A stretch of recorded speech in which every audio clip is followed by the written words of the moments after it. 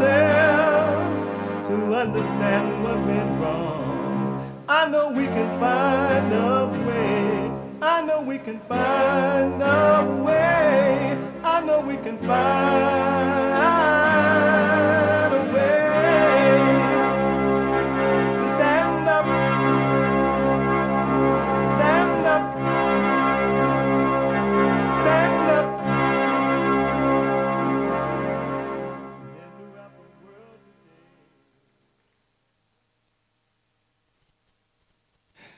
Uniting the races with truth instead of dividing them with lies. We're also rebuilding the family by rebuilding the man.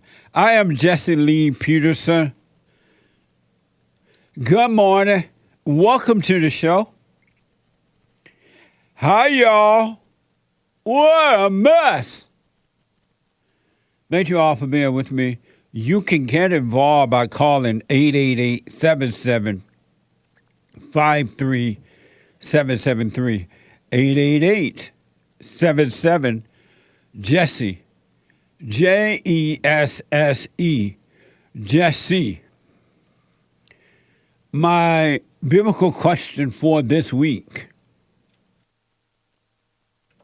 The biblical question, are you in control of your life? Are you in control of your life? Amazing question. We have every way that you can watch and support the show listed on jesseleepeterson.com/show. jesseleepeterson.com/show. And if you're busy working out, laying at the beach, cussing out your parents, or your parents cursing out you, fighting with your dogs, who let the dogs out? You can listen to the show on your iPhone or iPad by calling the listen line at 641-793-1500. That's 641-793-1500. And don't forget to follow us, Jesse Lee Peterson, on Instagram, JLP Talk on Twitter. Like, follow, ring the bell, whatever. Subscribe. Y'all know what to do. Oh, I had a few people ask me on yesterday, Jesse, I want a super chat, but I can't do it on YouTube. They kind of like me, don't know a lot about the computer. So if you would like to super chat, donate, and have your comments read out loud, you can go to buymeacoffee.com/JLP talk. buymeacoffee.com/JLP talk. And then you can also do it at cash.app bond/bond JLP. Cash.app/bond JLP talk.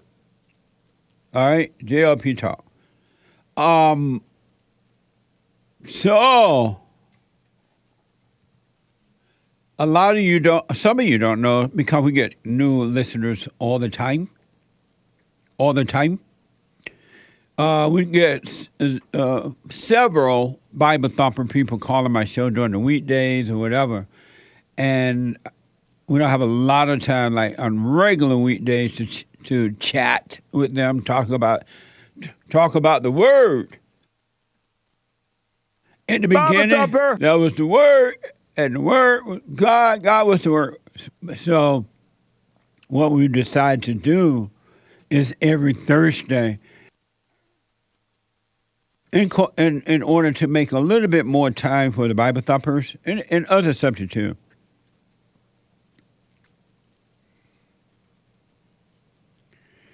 we decided to make Thursday Bible Thumper Thursday. And it's for everybody, but especially for the Bible thumpers, but not only. So every Thursday, today is Thursday, believe it or not. Not only is this the women's forum tonight, because it's the third Thursday of the month, believe that or not, but it is Bible Thumper Thursday. And I want you to hit the floor right now. Come on in here. These snakes, it's a part of the Bible, and I'm going to put that before anybody. I've been bit 6 times. I don't think it's crazy, it's just a sign from God. Snake handling, it is not for me. The purpose of our church is to spread the name of Jesus Christ and get people saved. But if you've not been raised up in it and you look at it, you're going to be like, man, them people's crazy.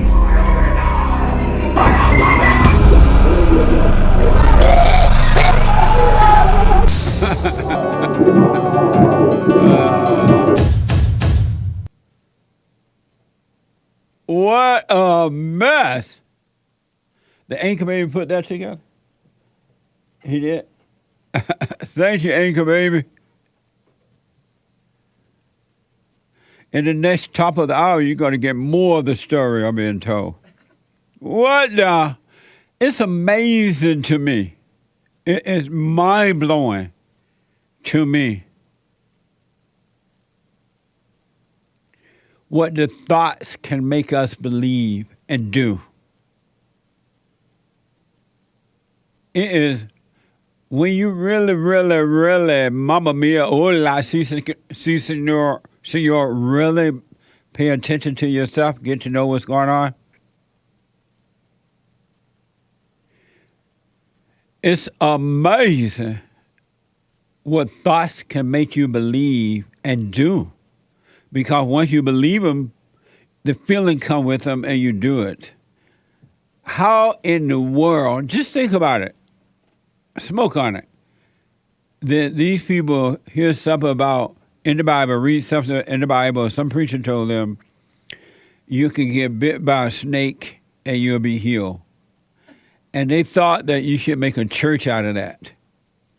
You should literally go to a church and call it the snake church or whatever, and have what they call worship service with snakes. And they get bit, you heard the guy say, 6 times, I think he said, by a snake, and he think that has something to do with God. What the? It's amazing what thoughts can make you believe.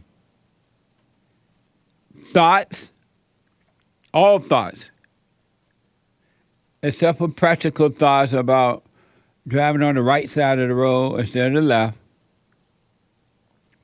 But all thoughts are all lies all the time about anything.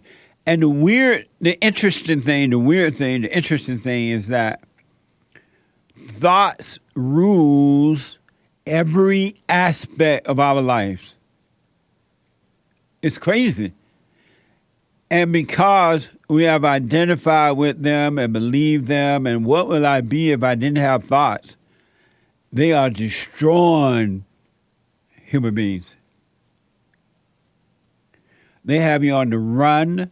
They have you afraid. They have you loving being afraid.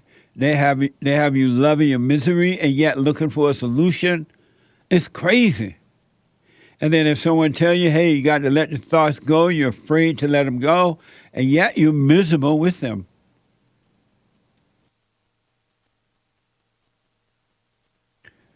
You're miserable and you're divided with thoughts. You are divided with thoughts, living and believing in thoughts. It's a miserable way to live, but yet human beings believe it's the only way to live. I literally know human beings, a few, handful, who have gotten to the verge, the edge of overcoming thought and tripped out because they felt that there would be nothing if they were not the thoughts. And so they went back into it. Talk about a false sense of identity that brings you nothing but misery.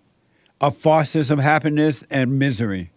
Because a false sense of happiness, feel good happiness, is still miserable. It's not real. You can't hold on to it. It doesn't last. Think about that. These people worshiping snakes or having their service with snakes, whatever they're doing. That doesn't even make sense. And the snakes are biting them, and they're worshiping God.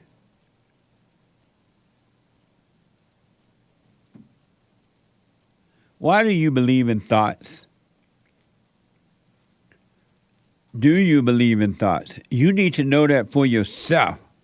Not because I said it or anyone, but you need to see that the issues in your life is an illusion because you believe in thoughts. You believe in thoughts. It's crazy. You believe in thoughts. That guy's father died of snake bite. Where you get that from? Oh, I've watched that.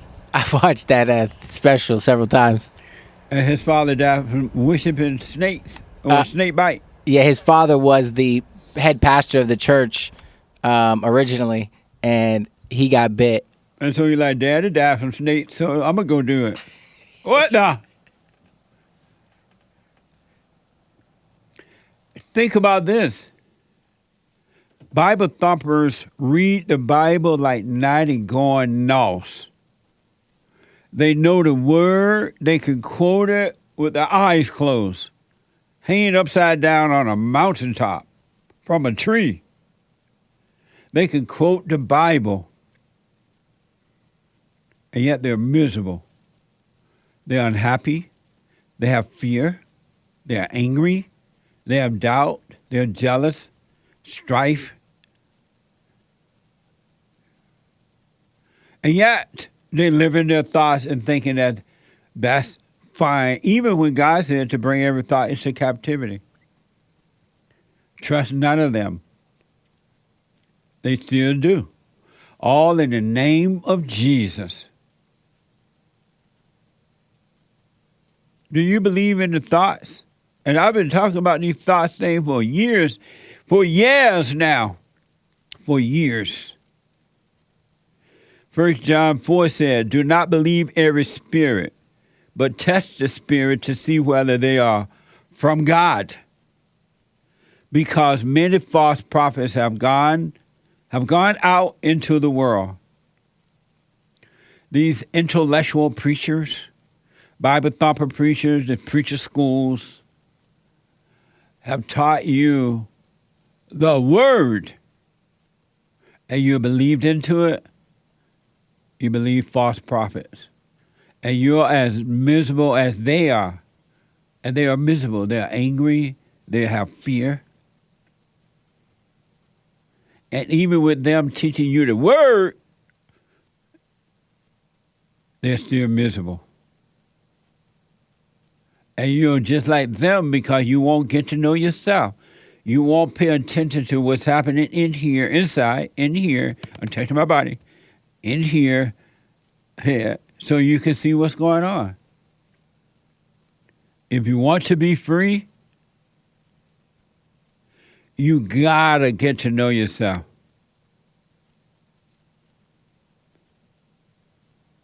There's no other way out. Isn't that amazing? No other way out. Reading the word is not going to set you free. Quoting the word is not going to set you free. Snake bites, worshiping snakes, or with snakes, or whatever you're doing, is not going to set you free. Switching religion is not going to set you free. Being of religion is not going to set you free. Being an atheist because religion didn't work is not going to make you free. you still will be the same old miserable person. But when you test the spirits by not believing them, you shall be made free. The one thing that you won't do. Isn't that amazing? By watching them and not obeying them, not believing in them. All thoughts are all lies all the time about anything, even about fear. Yes, you do have the fear, but it's not yours. It's not you, but you believe that it is. And anyone trying to tell you that it's not, you're not your fears, you want to hurt them. Because you have so identified with them, you're not happy with them, and you're not happy hearing that you can be without them.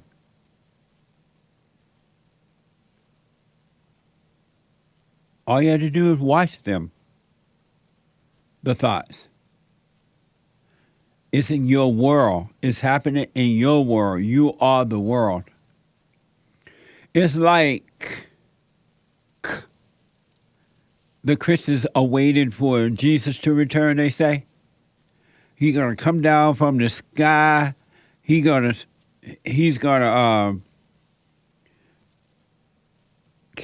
at the twinkling of an eye, take them up to heaven. And they're waiting around for that. They're being miserable.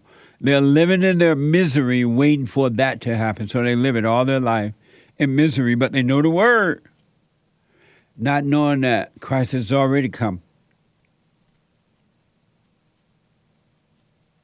They even put a name on it. They call it the rapture, not knowing that Christ has already come, that the kingdom of heaven is already at hand. The kingdom of heaven is here and now. It's right in front of you, but you don't see it. Because in your mind, you're waiting for something else, because the preacher said, and read from the Bible, that Jesus coming down. And you don't know that your heart can be changed at the twinkling of an eye. You can see, just like that. But you got to see that you don't see. And let the anger go. Go and forgive. You shall be forgiven, and you're home. They're waiting for something that is done. Christ said it is finished. You hear the Christian calling himself, I'm a sinner. Lord, have mercy. Have mercy on me, Lord. I'm a sinner. I'm suffering in my sins. No, you're suffering in your hell. Because you refuse to forgive, to overcome anger, which is the nature of the devil, and to be aware.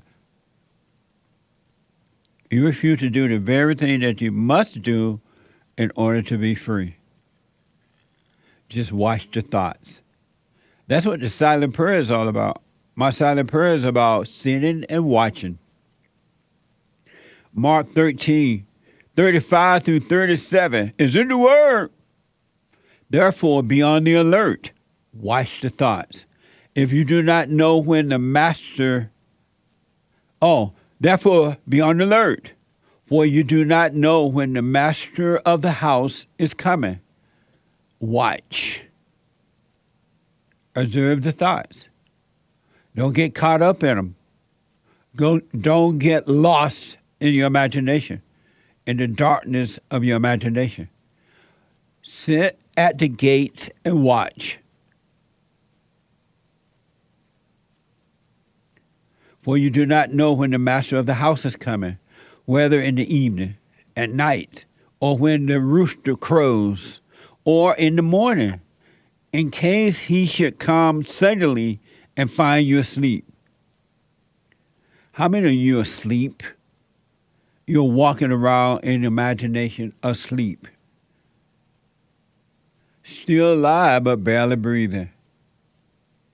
You pray to a God that you don't believe in. You're walking around asleep. Why not wake up wake up. In case he should come suddenly and find you asleep. What I say to you, I say to all. Be on the alert. What I say to you, I say to all. Be on the alert. Be aware. Stay present.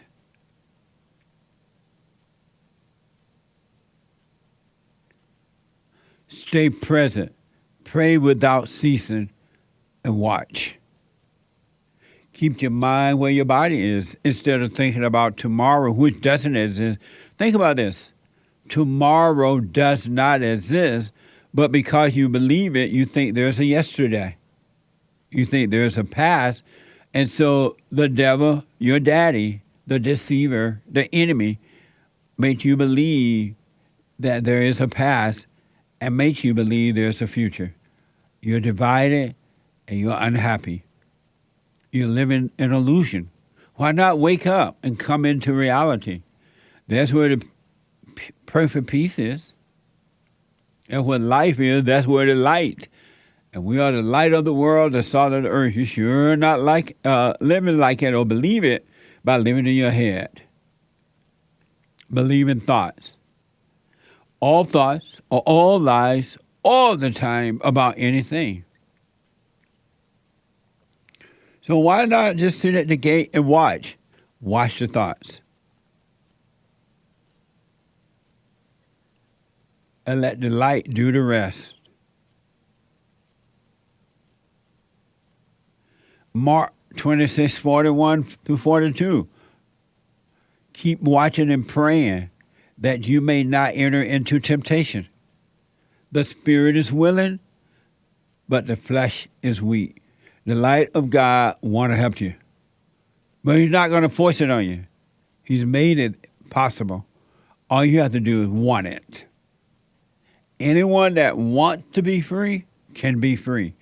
Anyone that welcome the truth, just welcome it. You don't have to hustle for it. You don't have to memorize it. You don't have to quote it like an idiot. Just want it and watch. The Spirit is willing to help you, but because you believe in thoughts, you believe in the flesh, the thoughts. You believe your little flesh is weak. It ain't going to do nothing. That nature, the fallen nature, can only do what the fallen nature can do. Nothing. Absolutely nothing. Zero thing. Nothing. You got to doubt every thought.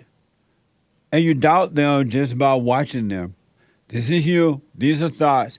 You just watch them coming and going. And they'll disappear, then they'll come back, and they'll disappear, then they'll come back, and from one to another one. And you're just a watcher.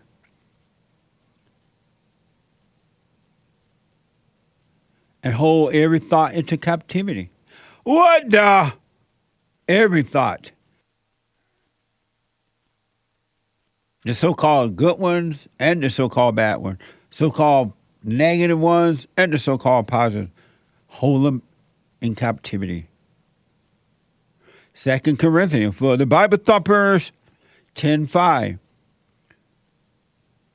We demolish arguments and every pretension that sets itself up against the knowledge of God. And we take captive every thought. And we take captive every thought to make it obedient to Christ. The thoughts have no other choice but to be obedient to the light. The thoughts are no challenge to the light if you were to just watch them. If you were to just watch them. It's up to you, really. I'm just putting it out there. I'm pointing you to the right source, so no human being can save you. You can't even save yourself. What the? Even if it take 1,000 years, so stop asking how long is this going to last? I thought this was going to be over soon. I thought, right? How long is this going to last? more thoughts. Even if it takes 1,000 years, you do watch for yourself. Can no one come along with you on this ride? You must travel this alone. Psalms 4:4, tremble and do not sin. When you are on your bed, tremble and do not sin. When you're on your bed, search your heart and be silent. Shut up.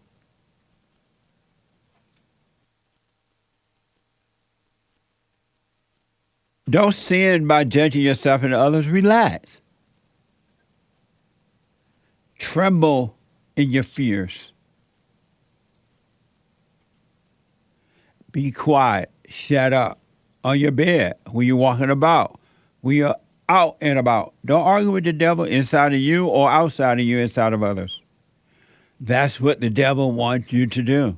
And you're obedient to the devil, calling him God. Call it hate, love. What a mess. And you listen to the Pharisees. Read the Bible. You need to read the Word. You need more Word. Quote the Scripture. And it does you no good. It's just more knowledge. And more knowledge you get, the worse you become. The more knowledge you receive, the dumber you become. And you call it smart. And your world inside of you is screwed up. And your world outside of you is screwed up. Because it starts within first. You can tell how messed up the bums are on the inside by looking at them on the street on drugs and dirty and mean and nasty. That's how their world is on the inside. And it's just shining itself on the outside, what's happening on the inside. You can tell how lost, not all, but most of the blacks are. They're so angry. What they're acting out is what's happening inside of them. They have no soul. Their soul is dead. A few are waking up to it, though. Black men and women, as well as other races. But black men and women, look how violent they are. That violence is on the inside of them. It started there first. It didn't just start outside first. It started on the inside. In their world, they're miserable. And they're expressing on the outside what's happening on the inside. That's all they're doing. And they are being encouraged to be that way because the people who are encouraging them to be that way are that way too in their world. It's on the inside. Look how angry and nasty the average black woman is. Because the black man have allowed her to run wild. And she doesn't care about God. And the black man started with her father, allowing her mother to destroy her.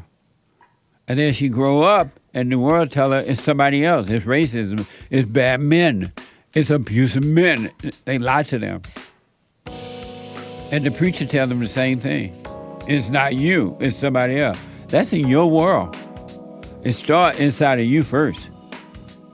And that's where freedom starts as well.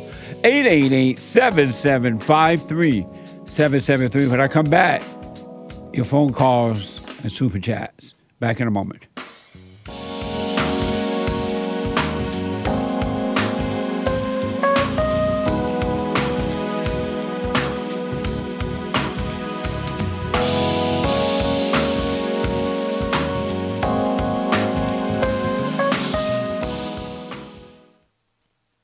I have books that are amazing. I highly recommend you get them.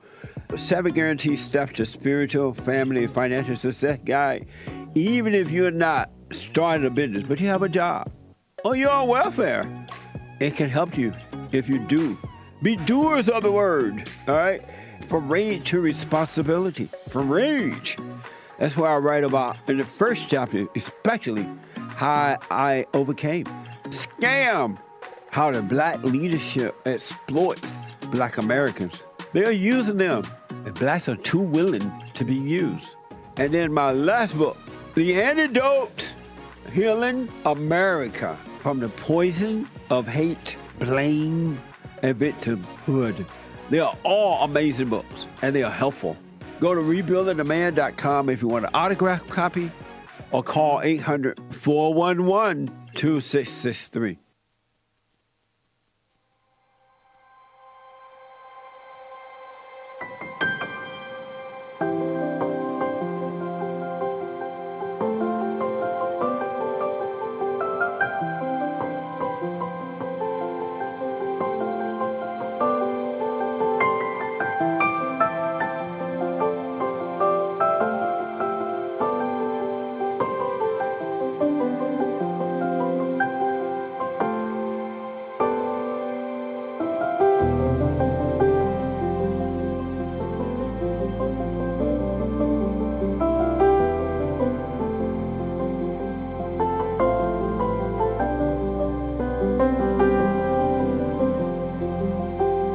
Amazing.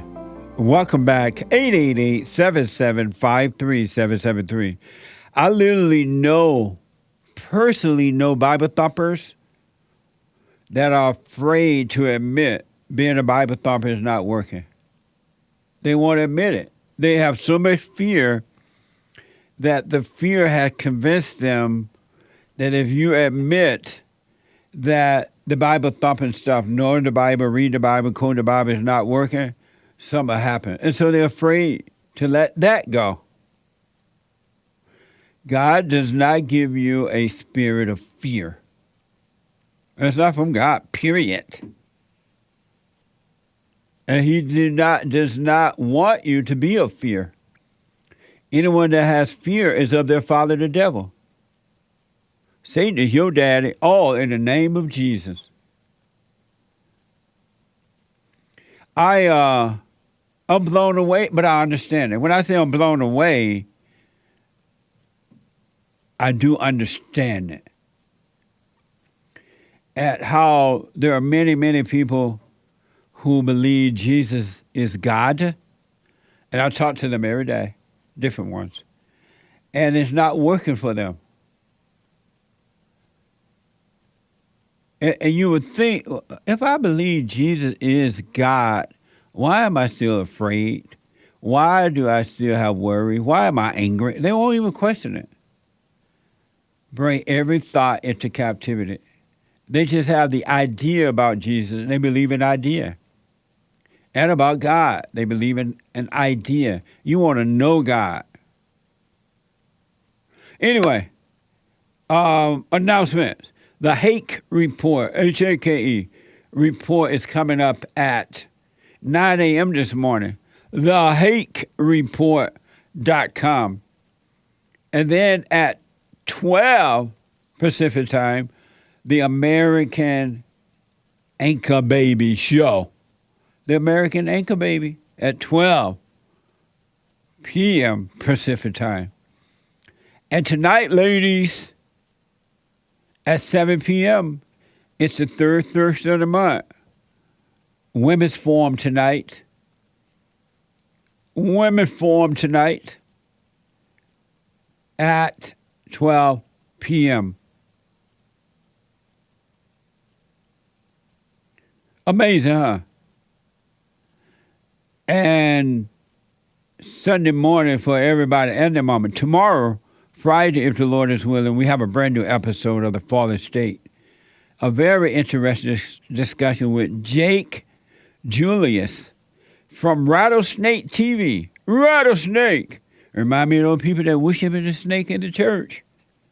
He is an Australian YouTuber, content creator, and mentor. Watch this.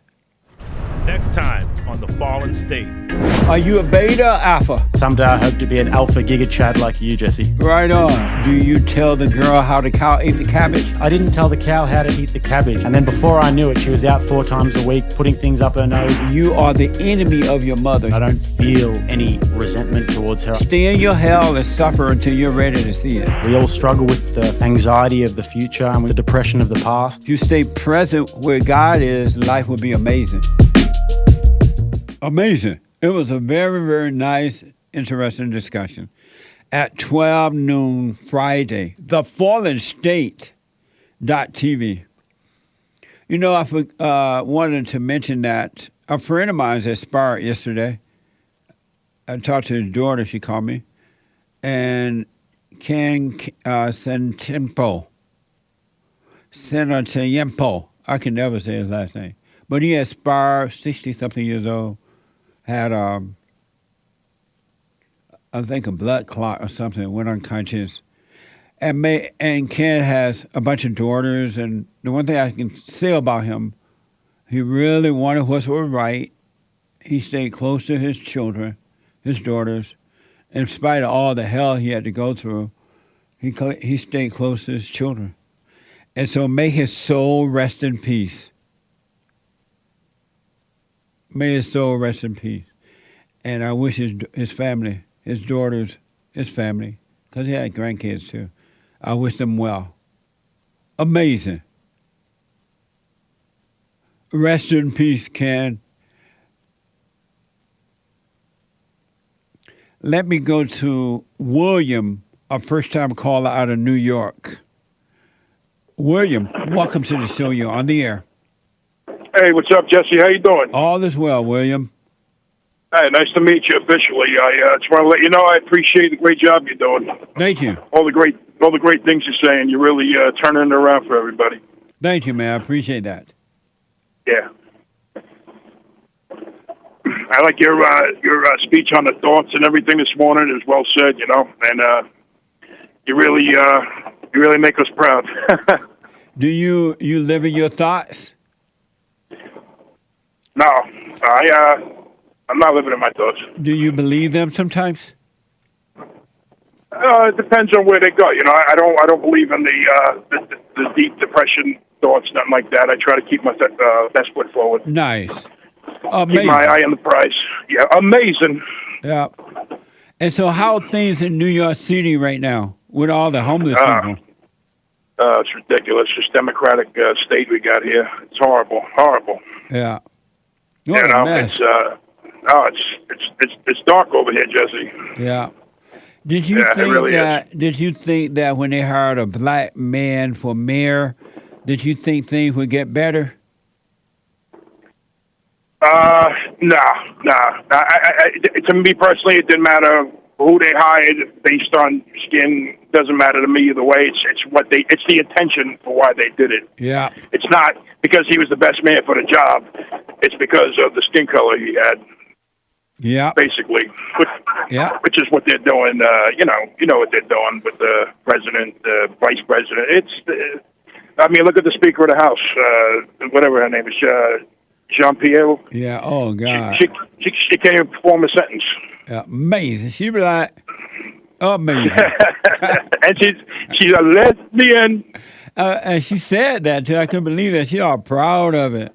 The first this, the first that. It's crazy, right, man. But you know what? In spite of what's happening on the outside of us, if we watch what's happening inside of us, we can be at peace no matter what the other people are doing with their lives and to themselves. Absolutely. Yeah. William, I appreciate your call, man. Thank you. Yeah. Thanks for taking it, Jesse. Have a good day. All right, you too, buddy. There are men out there waking up, and women. There are women who at first they go, "What the? Are you saying I'm evil?" And they overreact, and then they think about it. And they go and forgive their mothers and return to their fathers, and they start to wake up. You can do it, folks. You can be free right here on earth. It's done. Super chat. Super. There's one line open at 888-775-3773. Good morning, sir. Good morning. How you? All is well. How are you? Interesting shirt, man. Oh, yeah.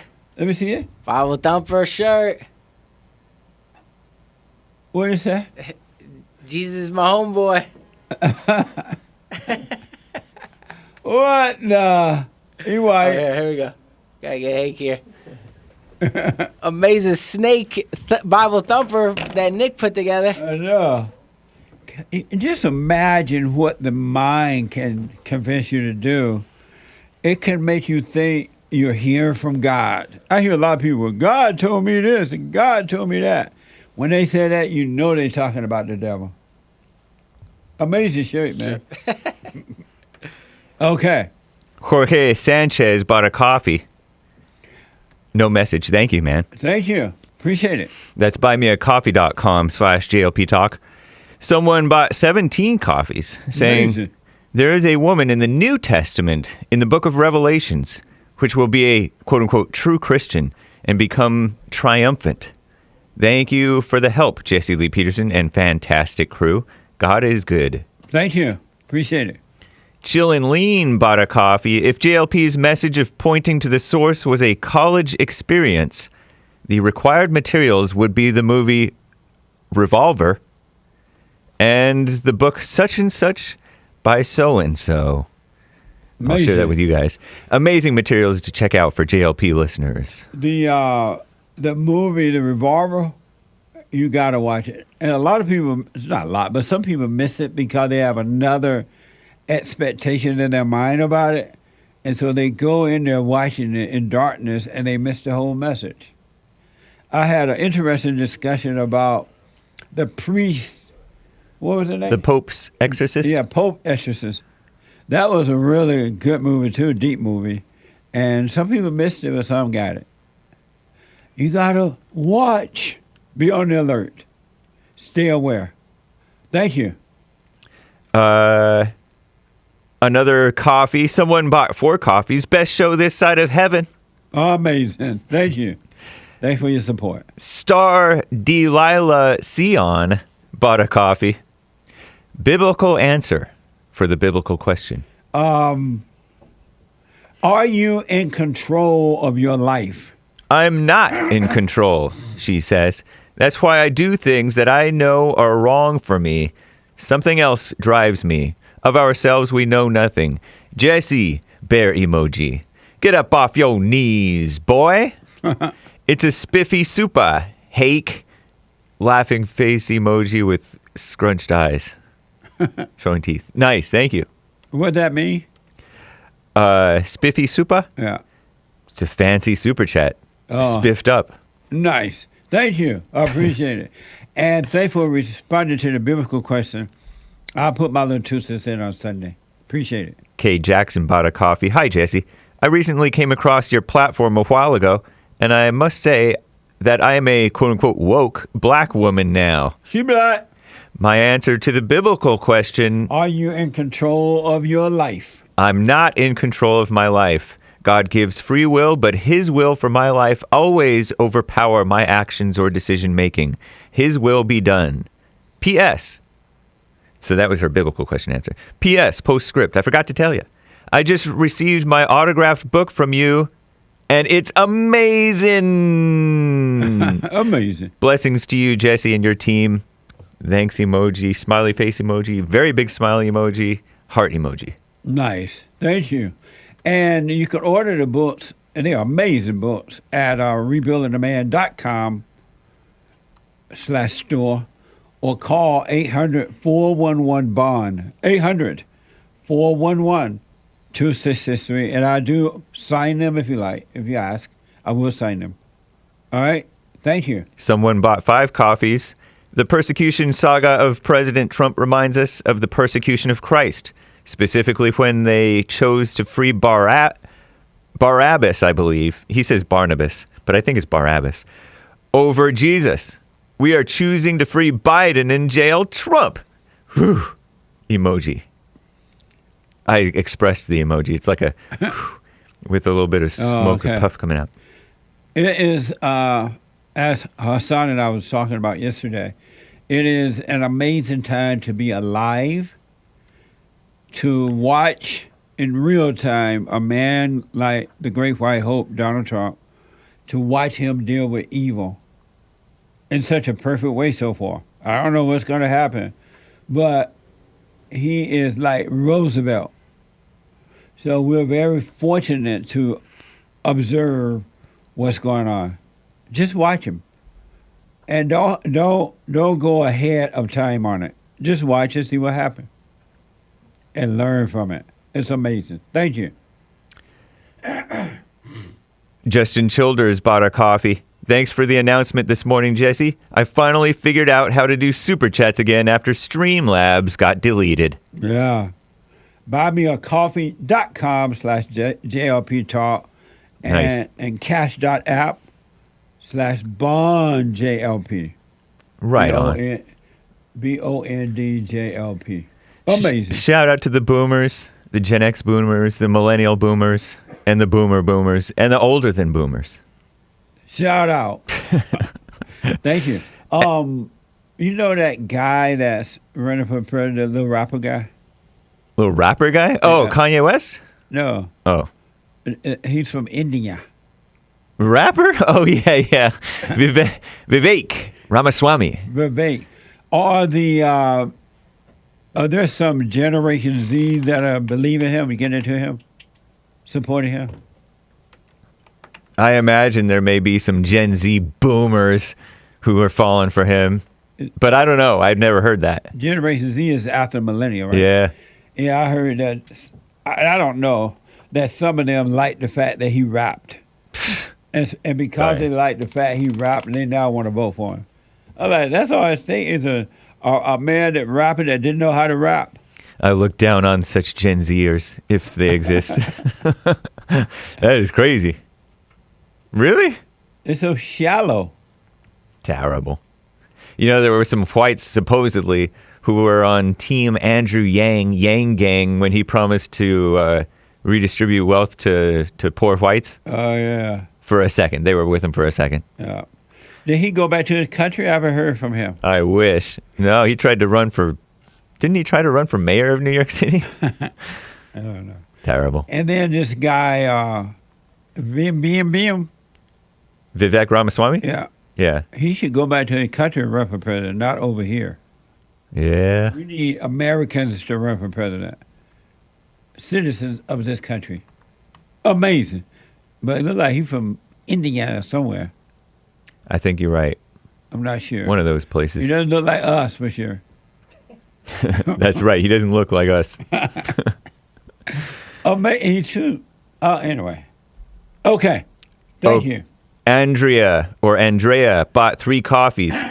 Met my father for the first time when I was 40. Thanks, Jesse. Amazing. Wow. Amazing. Nice. And thank you, guys. I do believe that's all for now. Thank you all. I appreciate it. Thank you so much. Thank you. Let me go to Brett from Nevada. Brett, welcome to the show. You're on the air. Hey there, Jesse. Hey, Brett. I just wanted to answer the biblical question. Are you in control of your life? No, I am not. And why not? Well, it's funny because before I started doing the silent prayer, I totally would have thought I was. And it's only after realizing that I haven't been in control of myself that, I realized it's sort of like Satan was in the driver's seat, and I was the passenger, and I thought I was the one driving. But none of the decisions that I was making were decisions of my own. Satan was behind all of them, and I thought it was me the entire time, and he's over in the driver's seat just cursing, flipping people off, speeding too fast, smoking cigarettes and all that. Amazing. And so, so it was definitely a look within myself, and I feel the more that I don't think I'll ever be in complete control of my life. I don't think I'll ever have full control of my life, but I will be able to relinquish all control to God, which will put me in the driver's seat, and that's what I've been doing with the silent prayer. So you every don't, morning, every night. You don't believe at any point in life you have full control of it? I guess I'm just too early on to say for sure, but I think that so far it just seems that I'm giving control to God. Oh, I see what you mean. Oh, okay. Amazing. Yeah. Well, and I'll put my little 2 cents in on Sunday, but you said that you're not in control. Were you surprised to realize you're not in control of your life? I guess I wasn't. I guess part of me always knew that I wasn't in complete control, but I had no idea how little control I had. Like every decision I was making was 100% fueled by something else. Were you trying to have control? Oh, yeah. Yeah, I was trying to control everything, even the things I knew I couldn't. Well, that's amazing, Brett, and I'll put my little 2 cents in on Sunday. Thank you for that, man. Yeah, thank you. And stay with it. Stay with it. Stay with it. Stay with it. Stay with it. Also, I wanted to quickly shout out your team. While you were gone, they did an amazing job. Sean is really doing an amazing job. Yeah. Hake, Nick, Hassan, they're all a really, really great team. So you've really put together a great network over there. I appreciate that, man. And thank you for your support as well. Hey, thank you. All right, you have a great day, Jesse. You too. Amazing. 888-7753-773. Let me go to Josh out of Georgia. Georgia on my mind. Josh, welcome to the show. You're on the air. Hey, thanks for having me, Jesse. Yes, How's it going, sir. man? All is well, Josh. Yes, sir. I was calling to answer that biblical question as well. Are you in control of your life? I don't think, now that I'm hearing everybody say no, I see that, I see that either God controls you or the devil controls you. But I want God to control me. So that's the top priority in my life. And I see that I still am controlled by the devil, so it's like I'm coming out of that control from the devil, but it's like the control I have is to come out of being controlled by the devil. So that seems like that is a form of control. And so are you saying that because of what you've heard other people say this morning? Well, I mean, it seems like the word control can have more than one meaning.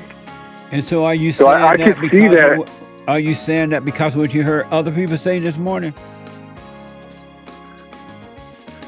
Maybe. I thought I heard you say that. Can you hold it? Yeah, because can you hold? It seemed like go ahead. Yeah, go ahead. I got to take a break. 2 more hours to go. Hake is coming in with the Hake news. Not the fake news, but the Hake news. I'll be back in a moment. 2 more hours to go.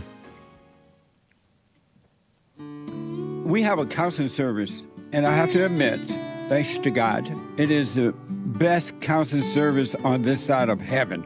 I counsel with men and women, families, and individuals around the world. Most people are unhappy, they're miserable, they have rough lives, they're depressed, suicidal, young and old, of all races. I understand, I know why, and I do understand it. Because exactly what's happening in me is happening with everybody outside of me, inside of them. And I've noticed that with those who really, really, really want to understand, they overcome it just like that, out of one counseling session. If you need counseling, you can go to rebuildingaman.com or call 800-411-2663. 800-411-BOND. Best counseling service on this side of heaven.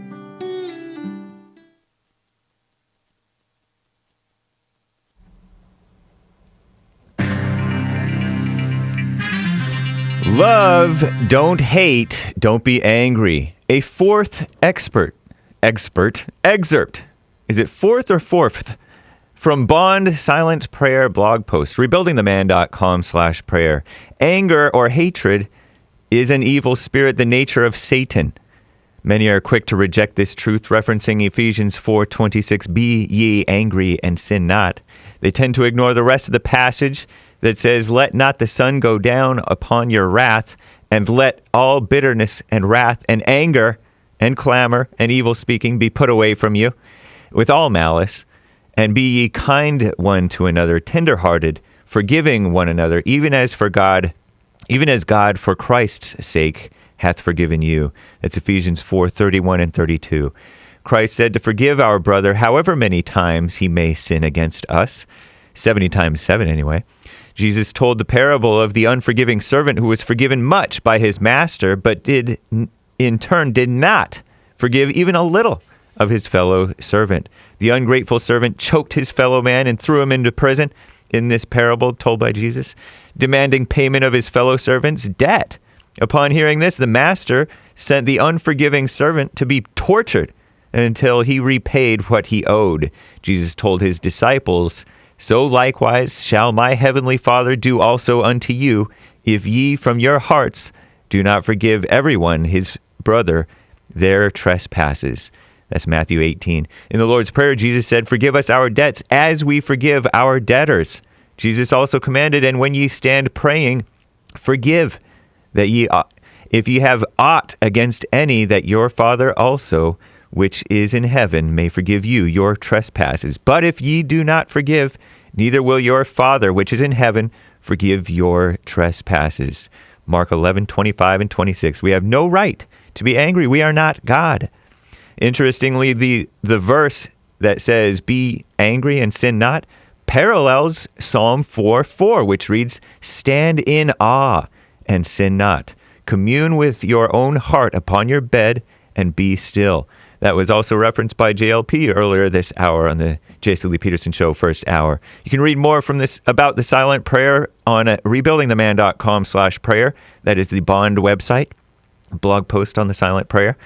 rebuildingtheman.com/prayer. This is the end of hour 1 of the J.C. Lee Peterson Show. It is Thursday, August 17th, 2023 AD. Stay tuned for hour 2. Bible Thumper Thursday is coming right back with JLP hour 2. But first, Hake news, not fake news. Lines are full, by the way. Maui update. The death toll in the Maui wildfires is now 111 as of early this morning or whatever. And the number still missing is probably over 1,000, says Hawaii's Governor Josh Green, unchristian Democrat, medical doctor, interracially married, 2 kids. He said Wednesday night that information. Hundreds of people are now combing through the ruins on the island, including many looking for their loved ones. That's Lahaina, whatever. About 38% of the burn zone had been searched as of Wednesday afternoon, so not even most of it, according to Maui Police Chief John Pelletier. Complicating matters is that some of the dead are believed to have perished in the ocean after running into the waves to try to escape the flames, so said officials. So-called President Sleepy Joe Biden and First Lady Dr. Jill Biden are also scheduled to travel to Hawaii on Monday to meet with first responders and survivors, as well as federal, state, and local officials. Watch out for Hillary with 1 L. Tropical storm Hillary is brewing off the Mexican coast in the Pacific Ocean and could potentially bring, I think in Pacific, significant rainfall to Southern California and the Southwest this weekend. Although the storm's exact path is still uncertain, one climate scientist, they call it, said multiple years' worth of precipitation, that's rainfall, right, I believe, could fall in some of California's driest areas.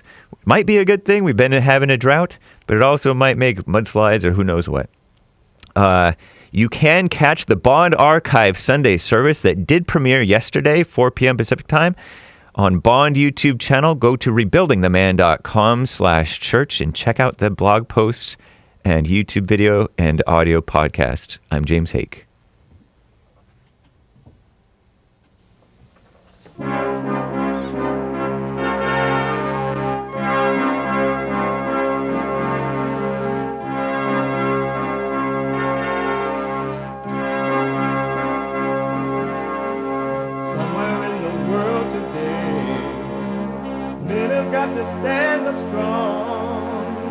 Ain't the truth about themselves to understand what went wrong. I know we can find a way.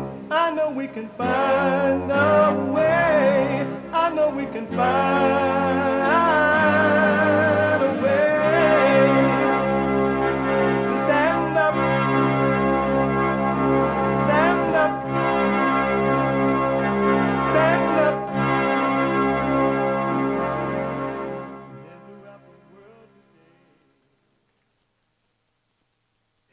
Uniting the races with truth instead of dividing them with lies. We're also rebuilding the family by rebuilding the man. I am Jesse Lee Peterson. Good morning. Welcome to the second hour of the show today. You can get involved by calling 888-77-53-773, 888-77-JESSE. My biblical question for this week: are you in control of your life? Are you in control of your life? We have every way that you can watch and support the show listed on jesseleepeterson.com/show, jesseleepeterson.com/show.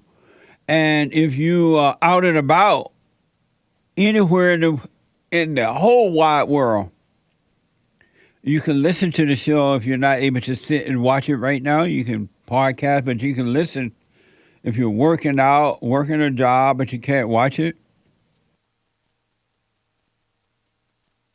You can listen to it on your iPhone or iPad by calling 641-793-1500, 641-793-1500. And don't forget to follow us, JLP Talk on Twitter, JLP Talk on Twitter, and Jesse Lee Peterson on Instagram.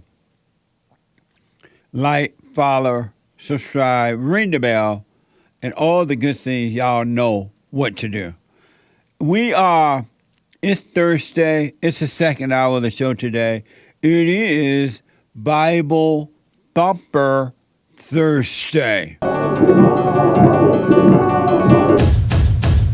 We are a normal family. We love each other like normal families love each other.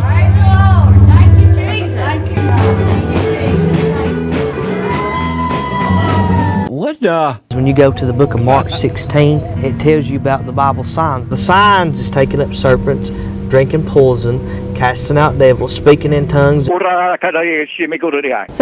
I do think that Cody puts the snakes for me and our kids. When I get bit, I stay home, live or die. When the old man got bit by a canebrake like this, he died within probably 10 minutes. So, it's a nasty bite. Praise you, Jesus. Wow.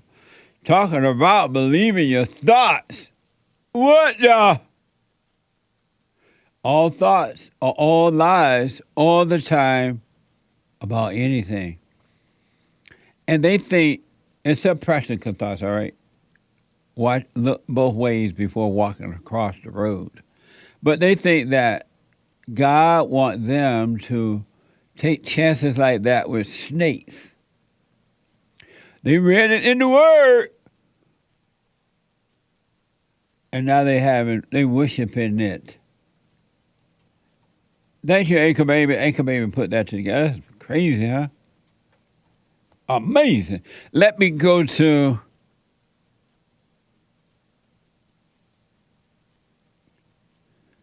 back to Josh out of Georgia.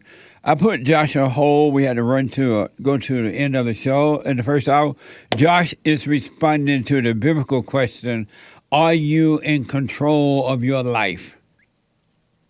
So, Josh, you said you were saying, you were saying no, you're not because of what everyone else was saying? Maybe I am because, when I first heard the question, I thought immediately, no, I'm not in control. And this morning when I called, I was going to tell you, no, I'm not in control. And I guess from sitting on hold, I guess, maybe I'm believing the thought, but I'm hearing everybody else say no. So now I'm wondering what's the opposite side of this? Is it possible? I mean, it's just like control seems like it can have more than one meaning. Like I have, are you there? Yes, I'm listening. Yeah. Oh, like I have control to pray every morning and night. It seems like, maybe I don't. It seems like I have control over that, though. But I also see I still believe thoughts and do dumb stuff too. So I don't have control over that completely as well. So. And so but while listening, when you called in, you were going to say, no, you're not in control.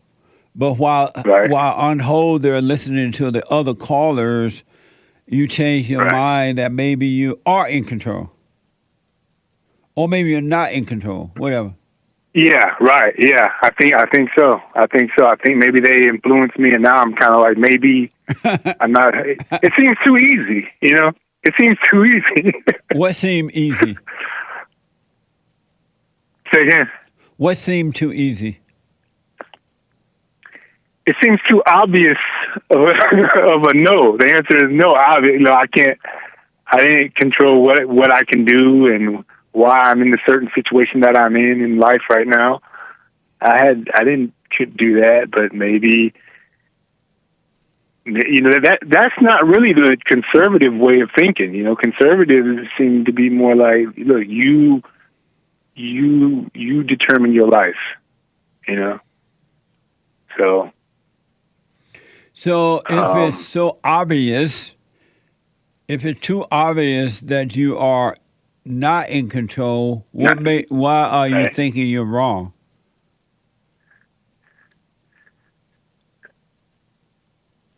Maybe because anytime things are so obvious like this, I have been wrong in the past. So, it's not, well, yeah, maybe I'm just complicated. I used to be an intellectual, so I really tend to overthink things sometimes, Are you intellectual now? I think I'm coming out of it. I went to college and everything, and that screwed my head up. So now I'm growing out of that. And are you intellectual now?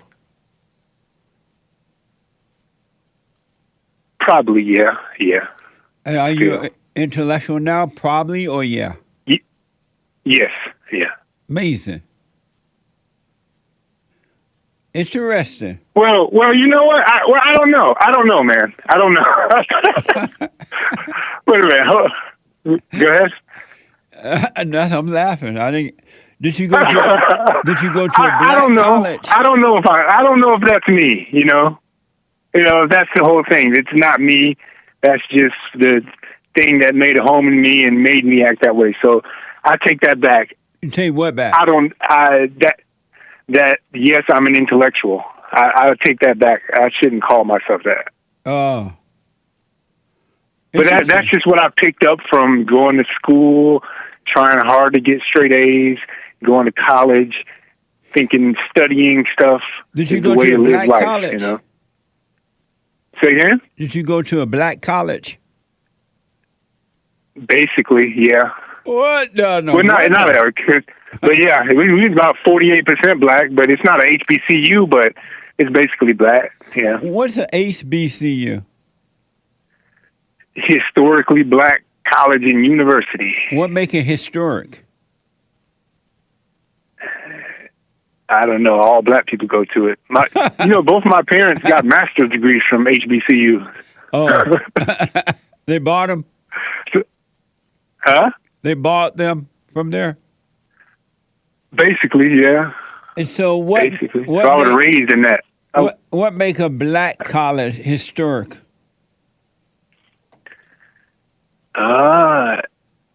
It is the whole notion that back in the 40s, everything was segregated. So that was not a good thing, but I think it was a good thing. So, would that make a white college HW? Historically white college, HWC? Yeah. Would that make a white college historical white college? Probably. Nobody want to say that though. Nobody want to have that conversation. Why not? I guess it's because the white man is the enemy. What a mess. Yeah. Josh, you have kids? No. You want kids? I'm not sure. Oh, okay. I don't know. Probably not. But if God wants me, if the right one comes along, I used to be in the Mormon church. You used to be a Mormon? Because I wanted a lot of kids like the Mormons do. Right. But I don't know. Now I've grown out of that. It don't seem like it's all everything the way I used to think it was. Yeah, I understand. Amazing, interesting. Yeah. So, what was it like being? You were a member of the Mormon Church? Yeah, I got baptized and everything. Were you the only black? Almost. There was a few in there, but I didn't care, man. They're hardworking people. They're really friendly. That's all I cared about. They're very family oriented. And I don't care about all the other dumb stuff. Nice. Yeah. Why did you stop being a Mormon then? I kind of stopped going to the church, maybe because of my job. Oh. But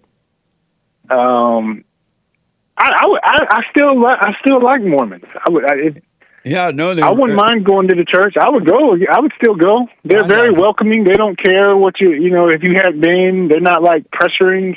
They're great. It's a great group of people to be around. I know a lot of Mormons, man. They are amazing people. You're right about that.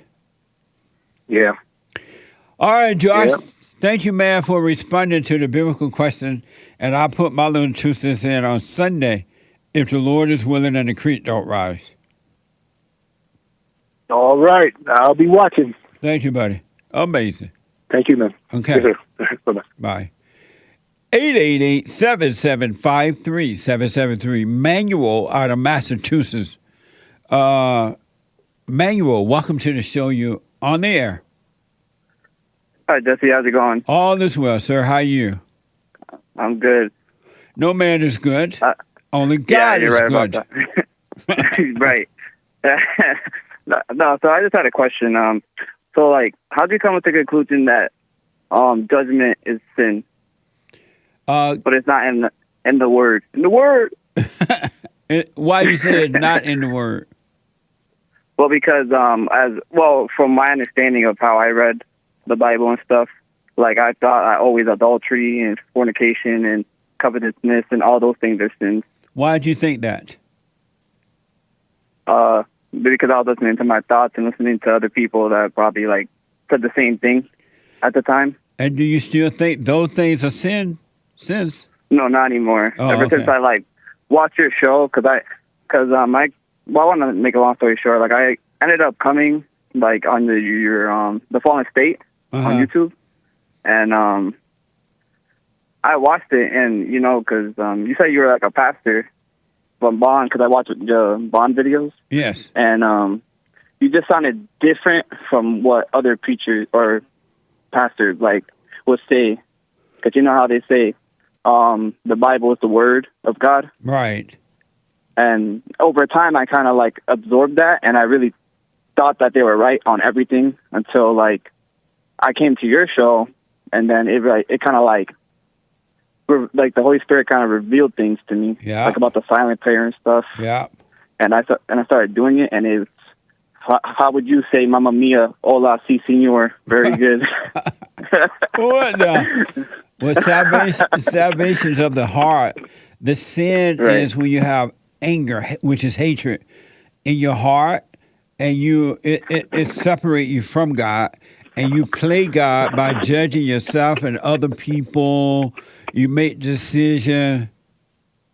You play God, but when you forgive, and that ego of the heart is taken away from you, then you know God instead of trying to be God.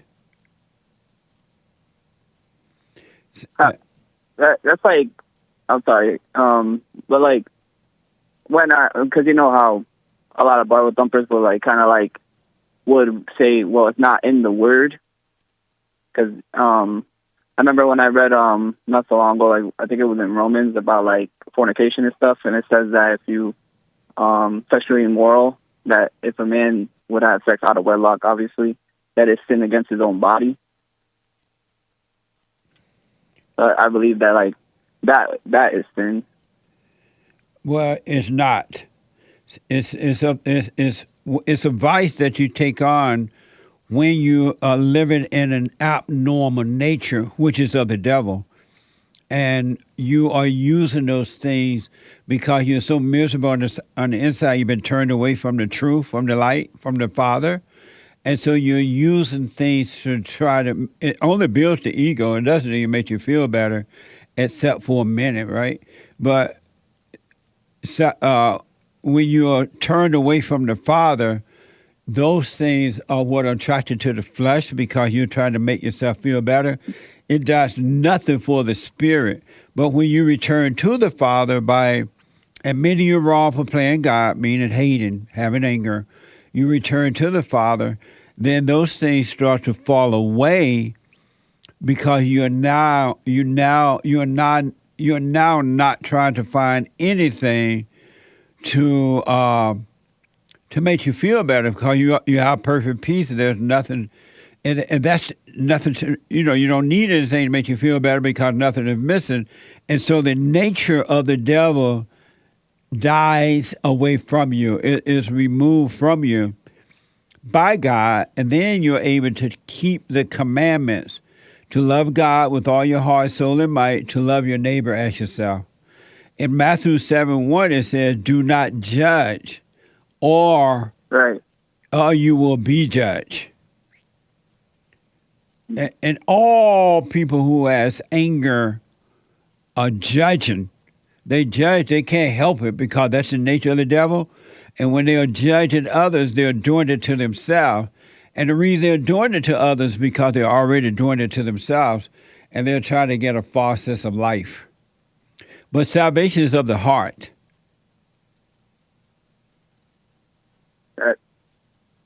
Amazing. That's amazing. Mind blowing. That is. I don't know. Like, I don't even know. Like, because you know how like a lot of Christians say it's okay to have anger. Whenever a lot of Christians say it's okay to have anger, yeah, I hear that all the time.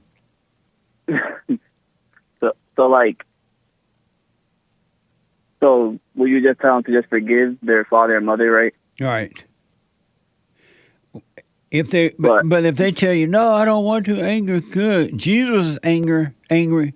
You better. Yeah, I hear that a lot. You better get away from them because they are going to destroy you, or at least try. What? When they say Jesus was angry, they're telling you that they're angry and they are miserable. They have fear and doubt and everything else. So, like, when Jesus flipped the tables, like, was that anger or was that, like, you can flip a table without being mad. It wasn't like it wasn't like it was discernment. It wasn't like human anger, which is of the devil. You can see injustice and deal with it without being in a fallen state. As a matter of fact, when you see it without being angry, you're not in a fallen state. But if you see it and you're angry about it, you're judging, you're in a fallen state.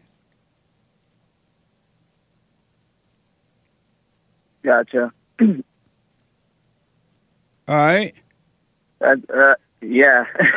Are you doing the silent prayer every morning, every night? Yes, I am. No And I matter. forgave my father and mother and all that stuff. How did that go when you went to them? My mother somewhat understood.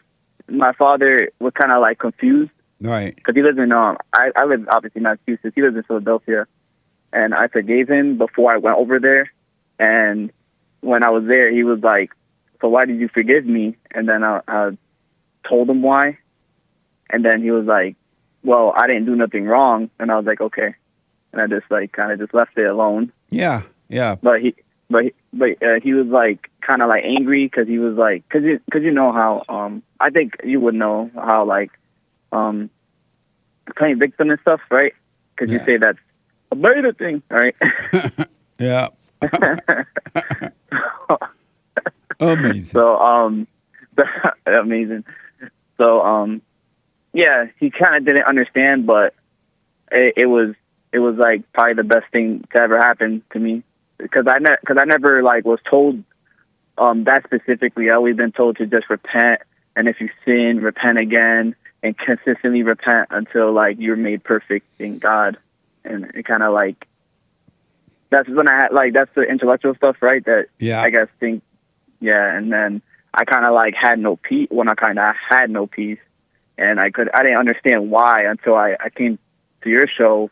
I think God was showing me things through your show, and it's amazing. It was like the best thing that ever happened to me. Well, stay with it. Stay with it. You haven't seen anything yet. You're going to continue to grow in wisdom. Your mind will be made to be clear instead of staying in the darkness of the imagination. Just stay with it. And if everybody else want to take the wide road, they want to quote scriptures and all that stuff they're doing, you let them do it. Wish them well. And you just stay on that straight and narrow path. Right. All Thank right. you. All and right. Can I answer the biblical question? Are you in control? Are you in control of your life? Well, practical things like finding a job and stuff, but mainly like no. When it comes to control of my life. And why do you say no? Because God is in control of everything that goes on in my life, and I like to use, I guess, discernment to follow or not.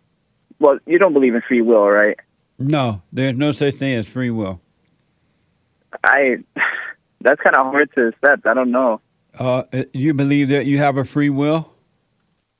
Well, like to make choices, not like, because the way you put it, I think you mean like free will, meaning that like you could do like whatever, right? In a way. So you believe in free will? Yes.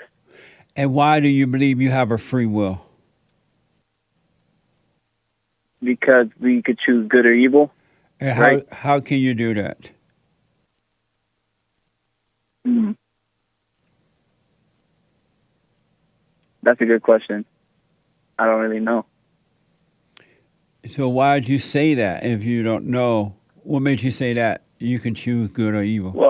Well, because like I feel, I always thought that there was like a choice in the matter, and you could do whatever you want, really, whether it's good or evil. But then you mentioned like thoughts and stuff, because I remember I watched The Fallen State with what was that guy, John Zellica, whatever his name is. Yeah.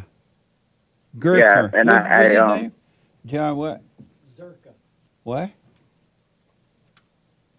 Zerka. Zerka. Yeah. Yeah. It was fun. And I watched. Yeah, it was hilarious. I thought it was actually like really mind blowing. Yeah. And he's a very I heard him recently on another channel. But anyways, besides that, when you explained it, I was kind of like kind of confused because I thought God is gonna, or not God, but Jesus is gonna judge us one day after we all be resurrected. Because you believe in the resurrection, correct? Why would what?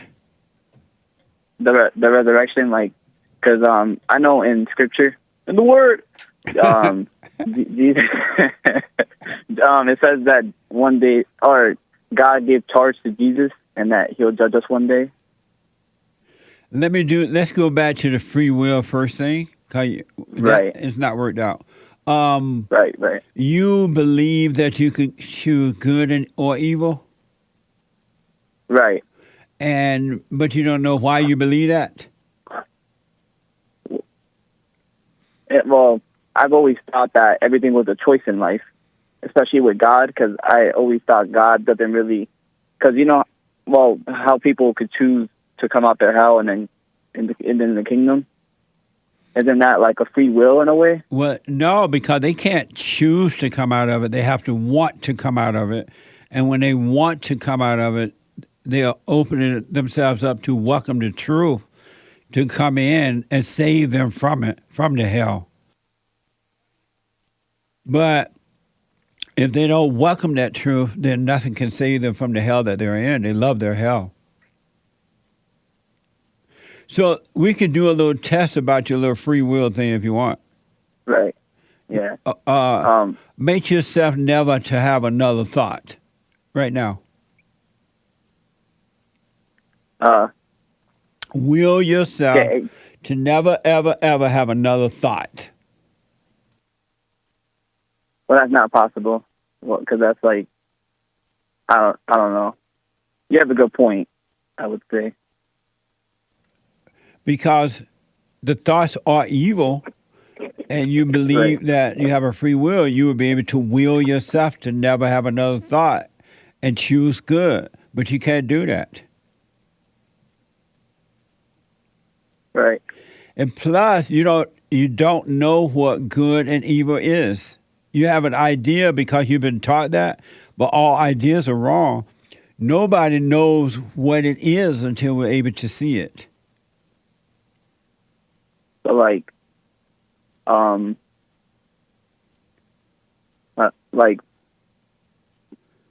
was going to make an example, but I forgot. So you think somebody that attacks somebody else is like evil or not? Or isn't that like evil in a way? If they attack someone? Right, like physically harm them over like a little argument? Absolutely. Isn't that evil? Yep. But you wouldn't know that if you were not working on your life.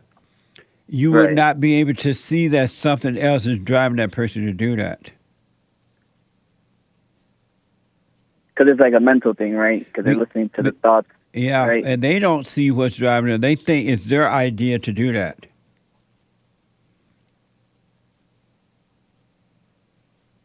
Interesting. But stay with the prayer, and because you want to see the truth, you want to know the truth, it will continue. He will continue to reveal himself to you. All things will be made clear for you.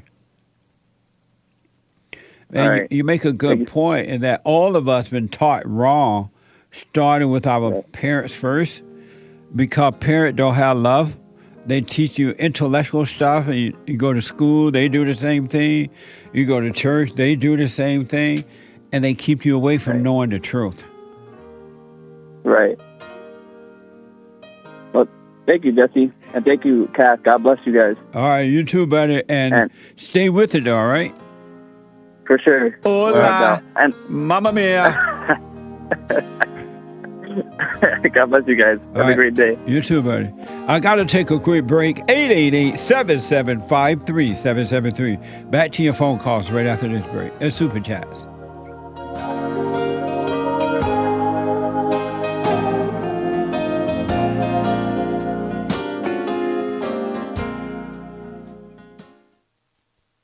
Now, I totally disagree with the way things are going, but you can't be angry. because that's what the enemy wants. He wants to control you. They do things to make you mad so they can control you. It's like being married. And the wife would do things to make you mad, or she'll do things to make you feel good. And men do that to women too when they want something from the woman, especially sex. They'll make her feel good or they'll make her angry.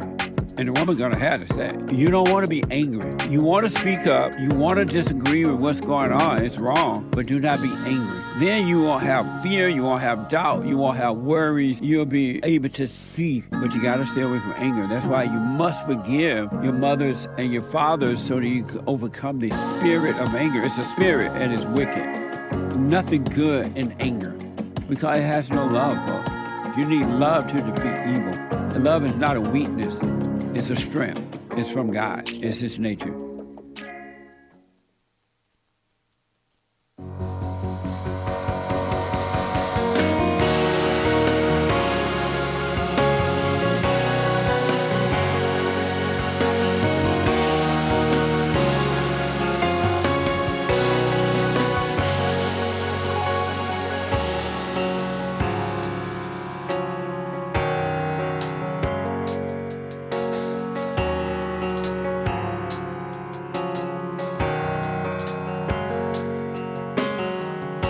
Amazing. 888-7753-773. A couple of things. We have the best counseling service on this side of heaven. I do it myself by phone, Skype, or walk-in. You can call 800-411-BOND, 800-411-2663, or go to rebuildingdemand.com to set up an appointment, rebuildingdemand.com. You can also make your donations there, too, with your credit cards or donation, whatever you do, by going to rebuildingdemand.com or call 800-411-BOND, 800-411-2663, because YouTube don't like us right now, so they're not letting you do it there. So we have the best counseling service on this side of heaven. Some people want more than one, but you need one or two if you're truly, truly trying to overcome. All right? And don't forget for personalized shout-outs, birthday shout-outs, happy birthday shout-outs, encouragements, whatever. You can go to Cameo, cameo.com/Jesse Lee Peterson. Cameo, cameo.com/Jesse Lee Peterson. And to donate and have your comments read out loud, buymeacoffee.com/JLP Talk. Buymeacoffee.com/JLP Talk. And don't forget the women's forum tonight, ladies, at 7 p.m. for ladies only. Every Thursday night for ladies only. First Thursday night for men, and every Sunday morning for everybody and their mama. And if you're black, everybody and their mama. But if you're white, everybody and their mother or mama. Let me go to Lisa out of Texas. Lisa, welcome to the show. You're on the air. Good morning, Jesse. Hey, Lisa. How are you? All is well. What's wrong?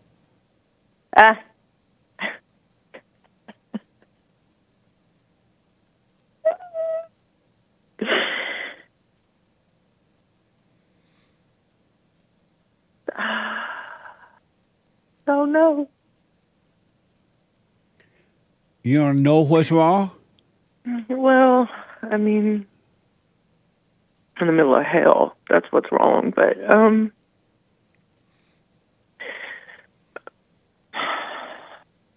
I'm crying because, like, there's a lot of physical pain in my body. You know, it's not medical.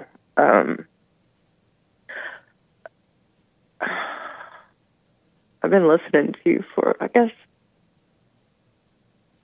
I don't know, the end of 2020. I've been doing the silent prayer for about 2 years. I listen to you regularly. I've done a couple of counseling sessions. And I understand, and I'm aware of everything. what's happening to me. And I truly believe that I am in the middle of hell. And that the spirits that have possessed me since I was a little kid are just really,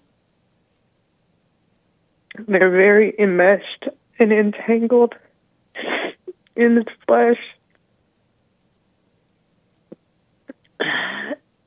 And I've, especially the last 6 months to a year, I've just watched them, have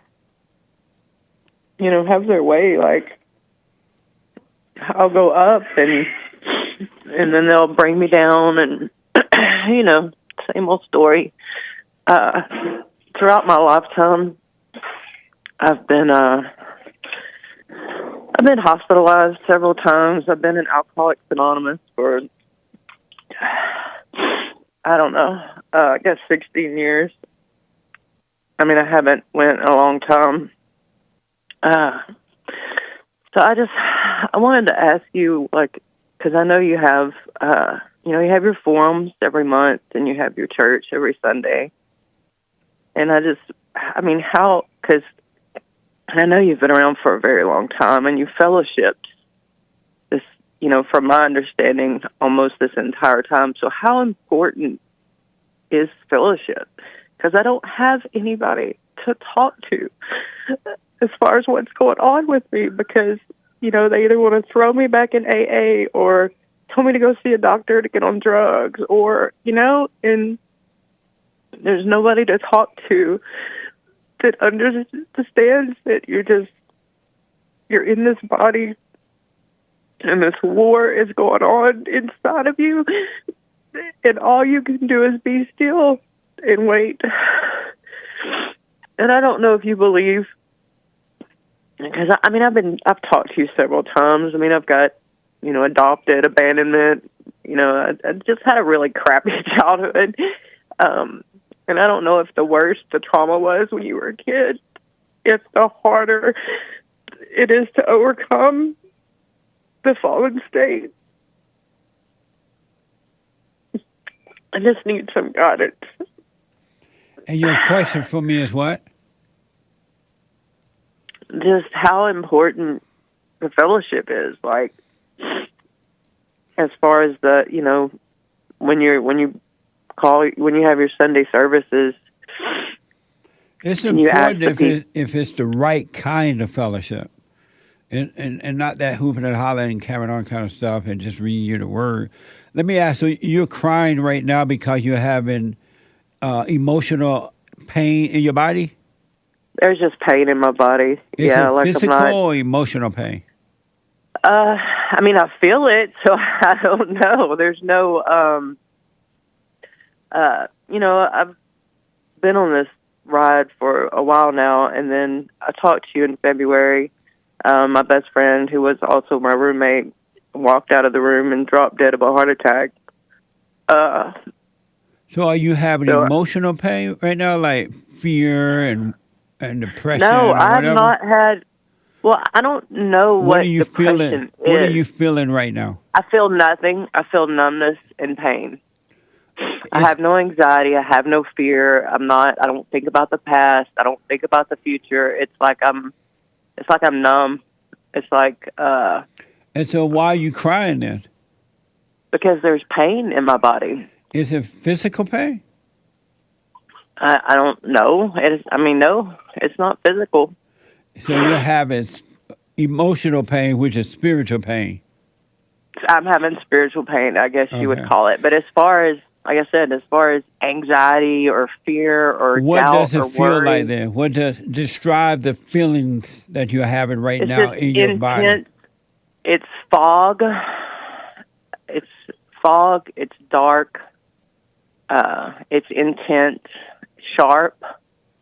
It's like a knife. What? I said it's intense, it's dark, it's sharp, pain, like a knife. Oh, I see. And why are you crying about it? Because it hurts. But why cry about it? And just when you cry about it, it shows that you love it. Well, if I'm not supposed to fight, or if I'm just supposed to relax and be aware, and tears come, am I supposed to fight them back? Yeah, but don't don't fight them back. Let them come and pass, but don't identify with the crying. Yeah, since I've listened to you, I don't even say I am anymore. I say I experience. I don't know what to do, Jesse. Like I said, I don't. I relax and I watch it, and I mean, if it comes, I don't try to fight it or find something to change the way I feel, or I'm literally doing nothing but watching. Right. And the devil's telling me, go to a meeting, call a counselor. Talk to somebody. And I know anybody I talk to is going to tell me those other things. They're gonna and those things worked temporarily in the past. I mean, I had good times in AA. I had good times when I was medicated. I had, and now it's like I'm flatlined. It's like I don't have joy anymore. Beautiful. Shut up. Don't make me hurt you. But that's where you want to be, and so when that is happening, as long as it's not physical, but if you feel the pain in your physical body, that's what you want to happen. So just live with it, but be aware of it. Well, how important do you think a fellowship is? I mean, wouldn't a fellowship help? Wouldn't having somebody like to have these conversations with on a regular basis like you do in your church, wouldn't that help me? As long as you don't use the fellowship to cover up the pain. Because you want to be aware of the pain. You don't want to cover it up with thoughts. You don't want to cover up the pain with phone calls. You don't want to cover it up with food or sex or anything. You just need to be aware of it and then go about your day, go about your night, just being aware of it. And because any unawareness of it is denial. You're not facing it, right? You're denying it. But to be aware of it, it is the light shining on that darkness, and the light will destroy it. And don't worry about how long it takes and it's too painful or any of that stuff. Just live with it and let the light work in you.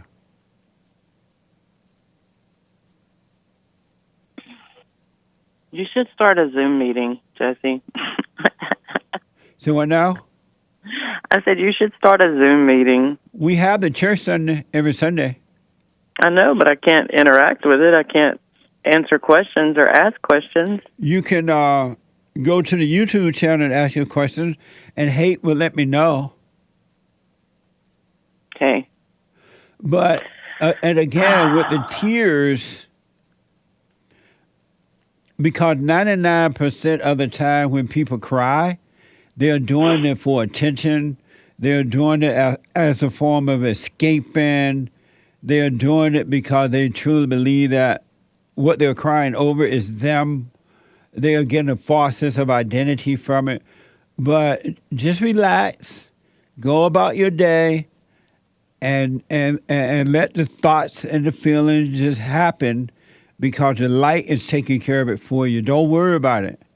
And if you cry, if tears should come, just let them quickly come and go. Don't hold on to them, because you don't want to feel sorry for yourself, because you're feeling sorry for the devil when you feel sorry for self. You don't want to get a false sense of identity from it at all. You want all identities, all imagination to die. Right. And you gotta let the light do that, and you will become the light of the world.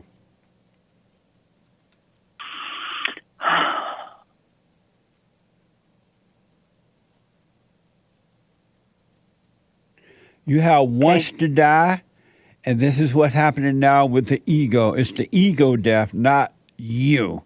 Not you, Lisa. Lisa will always live, but this false identity will die. And with that will go all identities. You will have nothing to identify with but the light.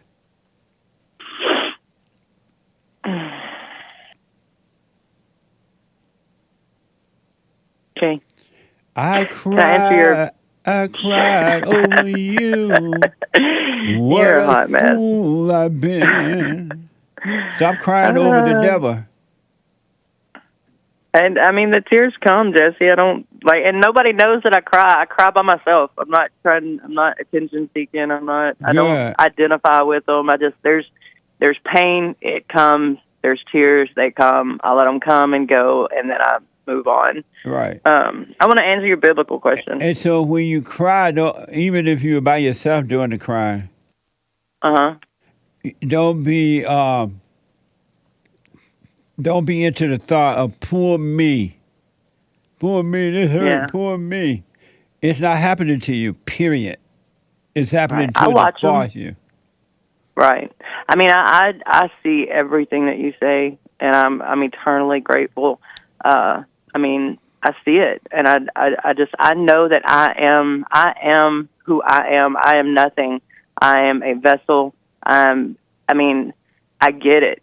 I totally get it, and I totally get that everything that the devil feeds me from the time my eyes, and even when I'm asleep, I totally 100% But if you totally get it, you wouldn't be crying. If you totally get it, you wouldn't be saying, oh, I need somebody to talk to. I need somebody to fellowship with. All those are thoughts, too, coming from the devil. Because when you say that, what you're saying is, I need somebody to help cover up this pain. I need another person to say, yes, I understand, so you can feel better about the pain. And you don't want to feel better about the pain. You don't want anything or anyone to make you feel better about it because the pain is not you.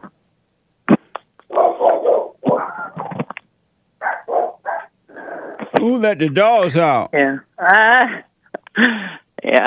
And if you totally get it, you wouldn't be saying, I totally get it. Because there would be no thinking at all. So just watch all that. The imagination is pure evil, and it wants to live in you, which is the spirit of the devil.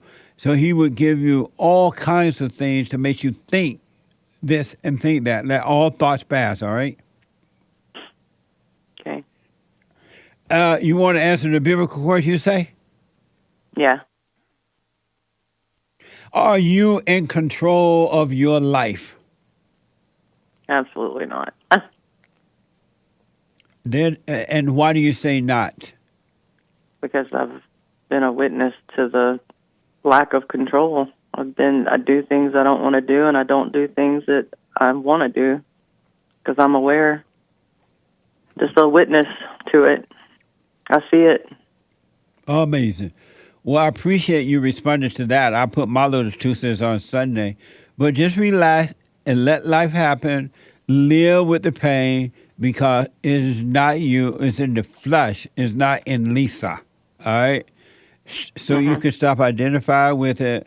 And don't let the devil tell you, oh, you need fellowship. You can just turn the thing on Sunday morning. Watch, or you can podcast at rebuildingtheman.com/church.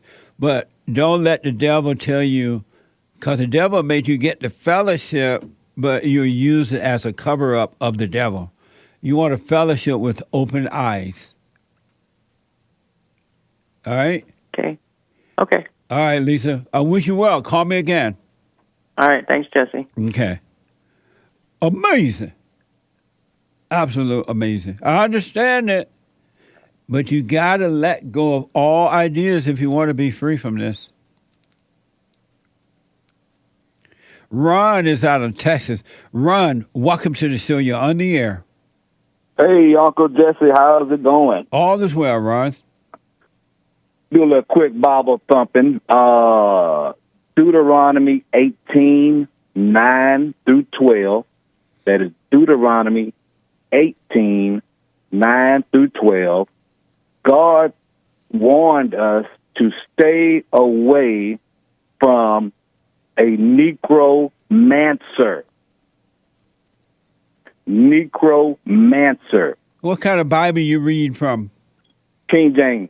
What's the name of your Bible? Is it called the Black Jewish Bible? King James. You said it's King James? And they Yeah. sell you the Negro Mansion? Necro with a C. And what that mean to you? What it doesn't mean. What it means to the world. What it means to you? Okay. The necromancer means someone who raises up the dead.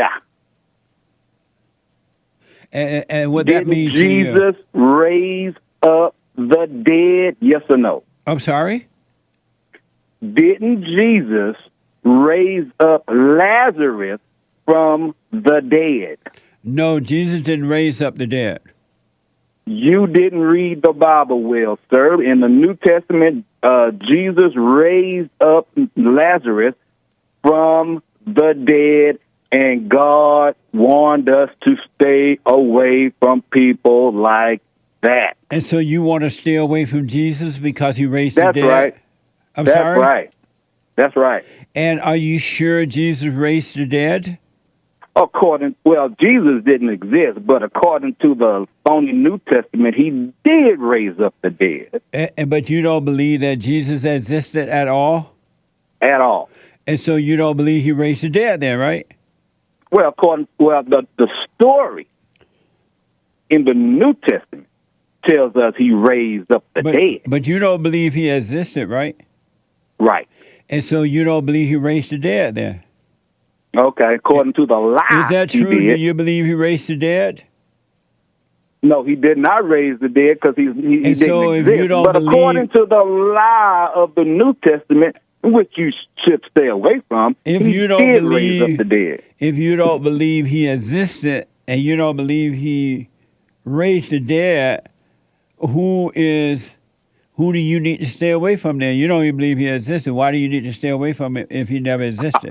I'm warning you, Christian. No, I'm asking you, why? Who do you need to stay away from if you don't believe he existed or not? I'm warning the Christian, sir. You warning the Christian. That's right. But Jesus never raised the dead. It was the Spirit of God. According to the New Testament, he did. It was the Spirit of God in Jesus that did the work. That's a big bold-faced lie, sir. Okay. Are you still a black Jew or Israelite or something? I am. I'm sorry? I am. Oh, okay. All right. Thank you, Ron. I wish you well with that. Appreciate it. Oh, man, I'm trying to get to some more super chats.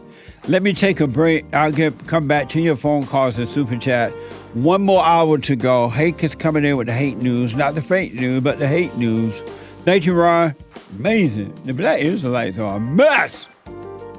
I thought the Christians were lost. But what the? One more hour to go. Hake is coming in. I'll read your super chats and phone calls and more news items when I come back. Back in a moment.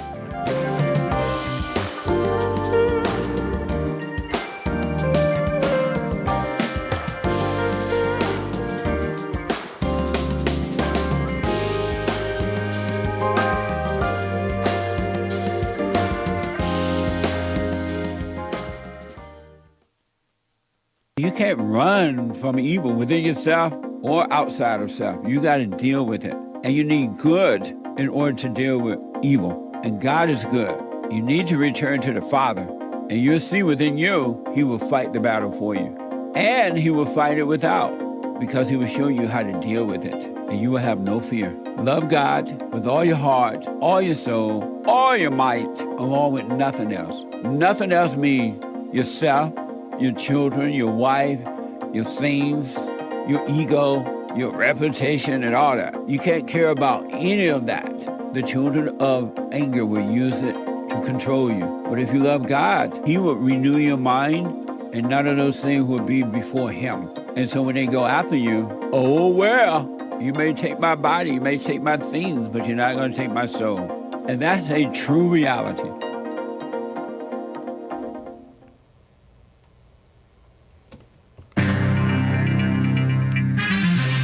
An excerpt from The Antidote, Healing America from the Poison of Hate, Blame, and Victimhood by Jesse Lee Peterson from 2015. This is from Chapter 5, The Road to Damascus. JLP talks about visiting L.A. in 1967, moving out here in 68 or something like that.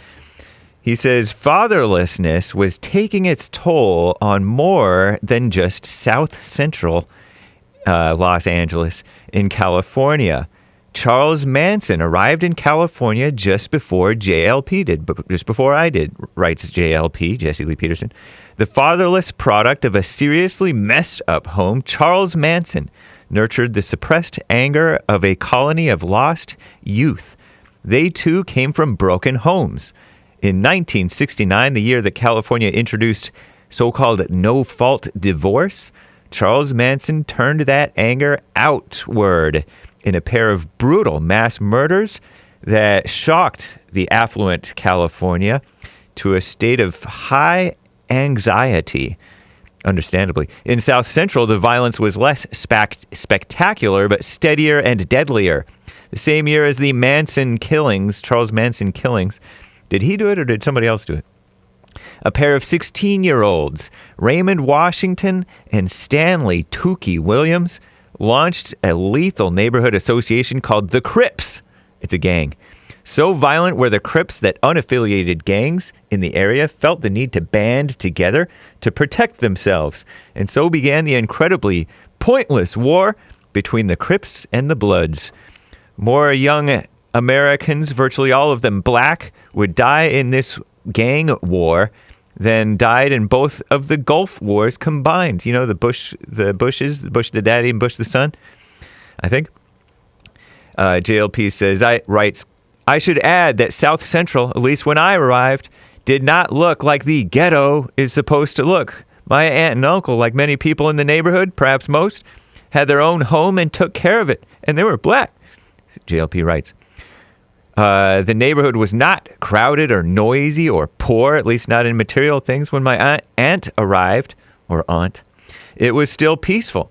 In 1953, the year that Washington and Williams were born, the state of California had only 276 homicides, and South Central was scarcely more dangerous than any other parts of town. That would soon change. In 1979, Washington was shot dead and Williams killed 4 innocent people, which led to his eventual execution by lethal injection. That year, nearly 3,000 Californians were murdered, 10 times more than in 1953, and a stunning 6 times more per capita compared to the population. South Central was now the epicenter of the violence, and the question black leaders and media refused to ask was what happened between 1953 and 1979. The answer should have been obvious, as it happened moved largely by guilt. The feds in 1960 changed the Aid to Dependent Children program to the Aid to Families with Dependent Children and started subsidizing single mothers. What a mess. Thanks a lot, Canada. This is the end of hour 2 of the Jesse Lee Peterson Show. It is Thursday, August 17th, 2023 AD. It's time for Hake News. That's why I said thanks a lot, Canada. Hake News, not fake news. After the Jesse Lee Peterson Show, third hour of Bible Thumper Thursday, the lines are full, comes the Hake Report. And then after the Hake Report at noon Pacific time today, American Anchor Baby. Commie Nonsense Network CNN reports about Canada and America. Parts of the northeast United States are once again under air alerts as dense smoke continues to waft south into the country from raging Canadian wildfires. How's the death toll in Canada? Has it killed anybody, like in Maui, Hawaii? Air quality has the potential to reach the purple or very unhealthy category for several hours in eastern Minnesota today, per the National Weather Service. Sensitive groups, people with lung or heart disease, the elderly, and children, urged to avoid prolonged or heavy exertion. And the general public is told not to limit outdoor activity. 236 wildfires are actively burning across Canada's Northwest Territories, where the sky has turned an ominous red color, prompted Canadian officials to issue evacuation orders. State of emergency threatens Yellowknife, the capital city. James Hake.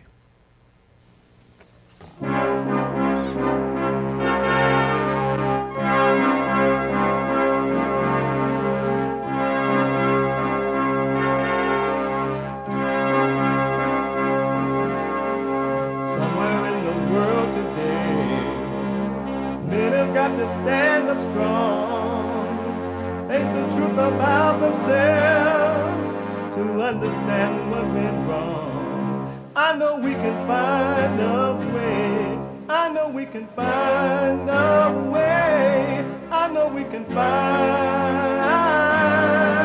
a way to stand up,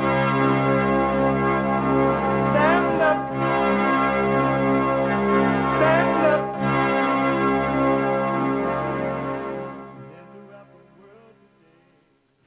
Uniting the races with truth instead of dividing them with lies. We're also rebuilding the family by rebuilding the man. I am Jesse Lee Peterson. Welcome to the third hour of the show today. You can get involved by calling 888-7753-773, 888-77-JESSE. My biblical question for this week, biblical question, are you in control of your life? Are you in control of your life? We have every way that you can watch and support the show listed on jesseleepeterson.com/show, jesseleepeterson.com/show. And we are here Monday through Friday from 6 a.m. to 9 a.m.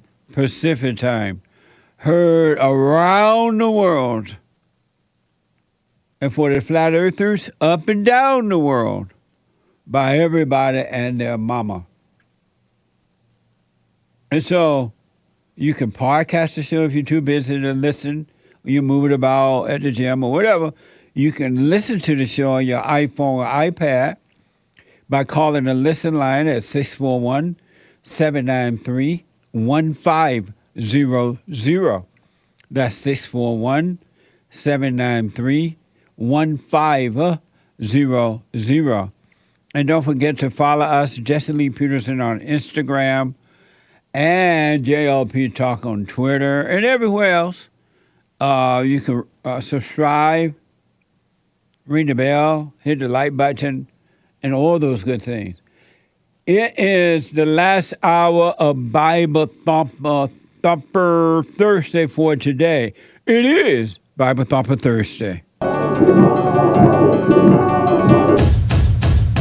Immediately after Jamie's death, Cody stepped in and stepped up. He walked right into Jamie's shoes. He did not want to, but he respected it and he did. People don't realize how they need to get in church and need to get saved because Jesus is coming back. You know, the only time I've ever had fear getting bitten by a snake is if I had sin in my life and I knew I shouldn't even been around the snake. But I've been swelled up so big you couldn't tell who I was from snake bites, and every time it's because I should have waited on the voice of God. I believe a good bite's when one latches on and you just die in 5 minutes and don't suffer a bit. If you know that you're going to heaven and you know you ain't got no sin in your life, it's a good time to die. Ready for church.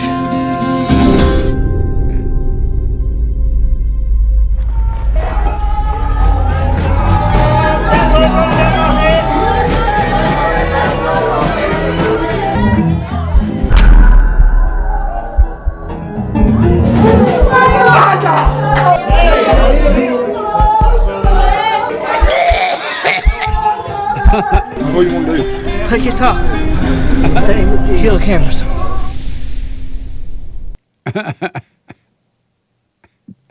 What a mess! The Anchorman put that together, American Anchorman. What a mess, huh? It's amazing what the mind can do. The devil can deceive you. All thoughts are all lies all the time about anything. About anything.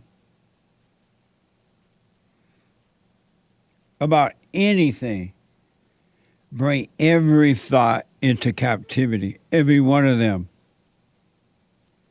Did you know that everybody and their mama own rules except baby Jessica's daddy? The government said you can do it. We're going to build some extra houses for you to do it. The people run out and do it. Everybody on rules except baby Jessica's daddy. The New York Times is reporting that nearly 110,000 people died just last year of drug overdoses. Wow, of drug overdoses in the United States. The number of drug overdose deaths has climbed every year since the 1970s, with the expectation of exception of 2018. That's nearly insane. It is insane. The number of drug overdose death has climbed every year since the 1970s, with the exceptions of 2018. Wow. And talk about free will and making choices. Do you know you have never made a choice in your whole life and you never will? You can't, you ain't, and you never will. But many people are asking, is addiction a choice? Watch this from PBS. We are in the midst of a crisis. The opioid epidemic, it's everywhere. It shouldn't be illegal to be an addict. It's not always their fault they're an addict. I mean, yes, you have a choice. My parents always thought I had a choice. No one had a gun to your head. No one had a gun to my head that night saying, you don't put this needle in your arm. Your brain just overrides. Your brain takes complete, you're powerless over your addiction. One way people look at it is, if you are choosing that, then you can also choose not to use drugs. That's a very simplistic way people look at this. And once you get to my worst addiction, other people's worst addictions, like they can't. It's just hard for them to say no. There's always a choice, but at the same time, it gets to that point where it's taking a toll on you. Like you can't. It's hard to say no. You know. Some of the stigma about saying, well, everything to do is a choice. People start looking at it in a different manner. That it's driven by what's happened in the brain. It does not mean that they should not be responsible for the consequences. There's a consequence people are responsible for, but the drive is coming from what's happening in the brain. Number one is not in the brain. The brain make the physical body function. It's in the spirit of the mind. Psychological spirit of the mind. Psycho spirit of the mind. Whatever. It's not in the brains. These dumb people with degrees can't separate the brains from the thoughts.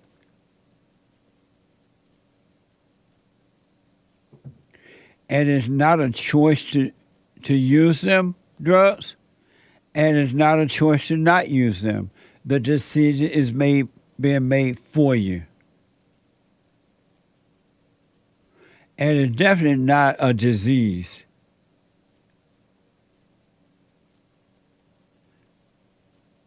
Intellectual people are dumber than a doorknob. And they call themselves smart. Isn't that amazing?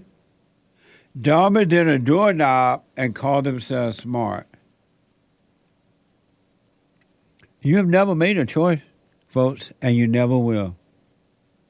Practical things, and even that is out of a need in a physical way. That need is making that decision for you.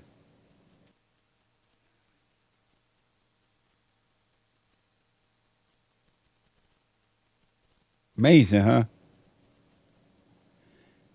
Tennessee Wellness Center. This is from Tennessee Wellness Center. It's turned out that people with high IQs may be more likely to develop addiction problem. Watch this from Addiction Solution. Intelligence and drugs. How does drug use relate to smart people? First, let's take a look at some of the characteristics of highly intelligent people. Would it surprise you to find out that the more intelligent a person is, the more prone they are to use drugs and alcohol? With over 40 years of research to support their findings, a team of British scientists were surprised to learn that people with higher IQs are much more prone to use drugs. It's counterintuitive, said lead author James White. He concludes, it's not what we thought we would find. It's easy to assume that someone with higher intelligence would be better at avoiding substances that are obviously harming them. But having higher intelligence does not necessarily eradicate poor decision-making. Researchers found a strong correlation between their IQ test scores and intermittent drug use later in life. Amazing. The higher your intelligence is, the dumber you are and the more conflict you have. But you think you're smart, you think you're God, and that brings on extra conflict. That's why you end up on the drugs. You think you're better, you think you know, and it brings nothing but conflict. It brings nothing but conflict. If you notice that the less education or less smarter you think you are, life is much easier. The more simpler you are, the easier life is for you. Dumb, so-called intellectual people are catching hell because they're dumb and don't know it. Just because they have a piece of paper, their egos goes out of control and they think they are smart.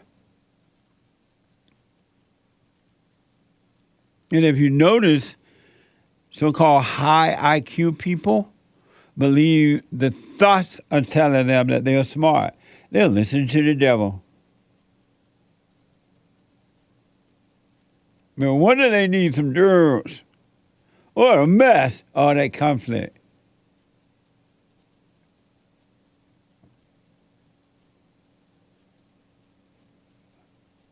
It's time to wake up, folks. Do what you want. All thoughts are all lies all the time about anything. Remember how that empty female from the so-called vice president, I forgot her name, but she's empty, and she was asked, has she ever smoked pot? And she said yes. And they asked why. She said, because it just feels good. It just feels, Camilla Harris. It just feels good. Well, the Blaze is reporting Treasury Secretary Janet Yellen said in a CNN interview that she ate hallucinogenic mushrooms at a restaurant in China. Watch this from CNN. Set off a frenzy because you ordered a mushroom dish that contains apparently what are considered magic mushrooms. Mushrooms that can be hallucinogenic. And so now these wild mushroom dishes are selling out at that restaurant's branches across China. You have sparked all this. May I ask you, I'm just quite curious. Apparently so. What was it like, the mushroom Is she still high? So I went with this large group of people, and the person who had arranged our dinner did the ordering. There was a delicious mushroom dish. I was not aware that these mushrooms had hallucinogenic properties. I learned that later. I can tell you later, like when you were sleeping and having visions, or I was read that if the mushrooms are cooked properly, which I'm sure they were at this very good restaurant, that they have no impact. Is she still high? What the? According to the Blaze, the restaurant claimed our staff said she loved mushrooms very much. She loved the mushroom very much. It was an extremely magical day. I bet it was. Where is she now? Where is Janet? Is she back in China? What the? Amazing.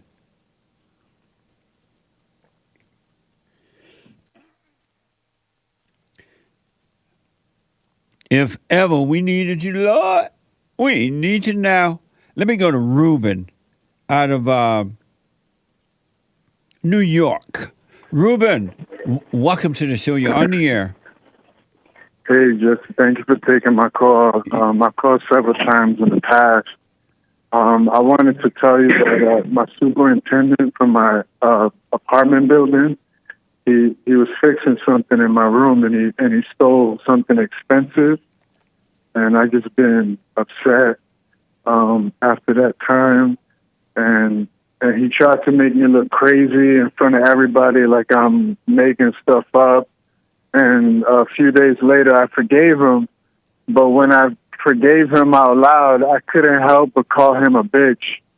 So I know I didn't forgive him, but I wanted him to know that I will punch him in the face if he ever acts blackness. That's all. And you still there? Yeah, and your question for me is what? Do I have to give a better forgiveness? Like I feel like I'm moving on from the subject. Like I'm aware that I made him mad. Now I'm more passionate about boxing and protecting myself and being focused outside. Never But try. do I have to? Do I have to what? Say again? Do you have to what? Oh, but do I have to forgive him properly or something? No, you're doing fine. Just realize you should not have reacted to that anger and let it pass. And the next time that anger comes up like that, just notice it and don't overreact to it. But try not to overreact, but if you do, don't judge yourself for it, all right? And eventually eventually it'll disappear. But you don't need to go back to him at all. And never, ever, ever, never try to make anyone angry because you're trying to get revenge. And what you do to others, you're doing it to yourself. Never try to get revenge against anyone. Always wish even your enemies well. All right. I'm going to do my best to not... I mean, I also don't believe in free will, but I will do that. I won't bother him on purpose. Yeah. But if he comes at me, it's okay that I hit him first, right? I mean, if somebody try to hurt you physically, you have a right to protect. And I'm gonna hit him before. I'm gonna hit him even before he even. Like when I see anger in his eyes, I'm just gonna smack him. No, because is that bad? Yeah, that doesn't mean he's about to attack you just because he's angry. All right. All right. I'm gonna continue to reflect on that. Thank you. All right. Are you doing the silent prayer? Yeah, I'm doing a lot better than that. I go to sleep every night, hours before work, and exercise and eating breakfast are better than yesterday. All right. Stay with it, all right? All right. Thank you very much. Be well. All right, Ruben, you too. Amazing. Let me go to Darla, out of Texas. Darla, welcome to the show. You're on the air. Good morning, Jesse. Good morning. Hey, I had a question about Adam and Eve in the Garden of Eden. Okay. And the fallen state. So my question is, what state were they in before they listened to the devil? Well, Satan didn't listen to the devil. He listened to the woman, and the devil was in the woman. But prior to that, they were in a higher conscious state. They were in a higher consciousness. So Eve fell. She was the first one to fall, and then Adam fell. Right. When Eve listened to the devil, she fell away from the higher level of thinking of consciousness to the lower level of consciousness, which is of the devil. And Satan became her God. And then when when Adam listened to Eve, he fell away from his father and the woman became his God. Okay. Okay, that makes sense. And is it the is it the act of disobedience that caused her to to go into the fallen state? Is it related to disobedience to God? The reason she listened to the devil? Right. In other words, do we put ourselves in that vulnerable position when we disobey or when we're disobedient to God and His will? No, you didn't put yourself in that position, period. That happened to you when your mother being born through the woman and your mother imposed a will on you. And that spirit, the moment you became angry at her as a little kid, you became like the same spirit that's in her. You became like her. You didn't put yourself there at all. And as an adult, you have the responsibility to overcome it by realizing you are in a fallen state. I heard you say not too long ago that if we don't overreact to a situation, that it's impossible to be traumatized by it. 100%.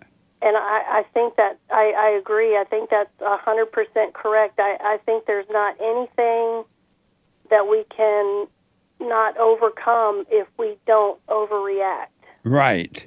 That's why God said, be still and know Him, because when you be still, you're allowing the truth to handle the situation, whatever it might be. But if you overreact, you're allowing the devil to handle the situation. He's going to only make it worse. Yes. Yes. Well, thank you, Jesse. I appreciate that. All right. Amazing call. Thank you. Take care. All right. Amazing. Let me go to Stephen out of Maryland. Let's see here. Stephen, there's one line open, by the way, 888-77-JESSE. Stephen, welcome to the show. You're on the air. Hello, Mr. Jesse. Hey, Stephen. Hello, Yes, sir. Go ahead. Mr. Jesse. You can't hear me, Stephen? Yeah, I hear you now. Oh, okay. Go ahead. Okay, look, I got 10 kids. I mean, not 9 physically, but I take care of 10. They're from the school. We get them when they're in the 10th grade. We keep them for 3 years, 10th, 11th, 12th grade. Me and 4 other people, 2 women and 2 men.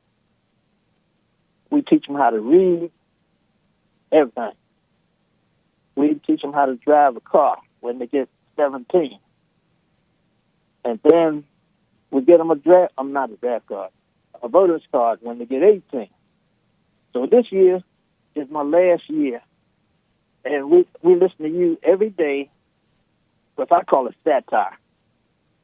We call it satire. We don't call it, anything else. But, Right. Everything you say, we don't agree with.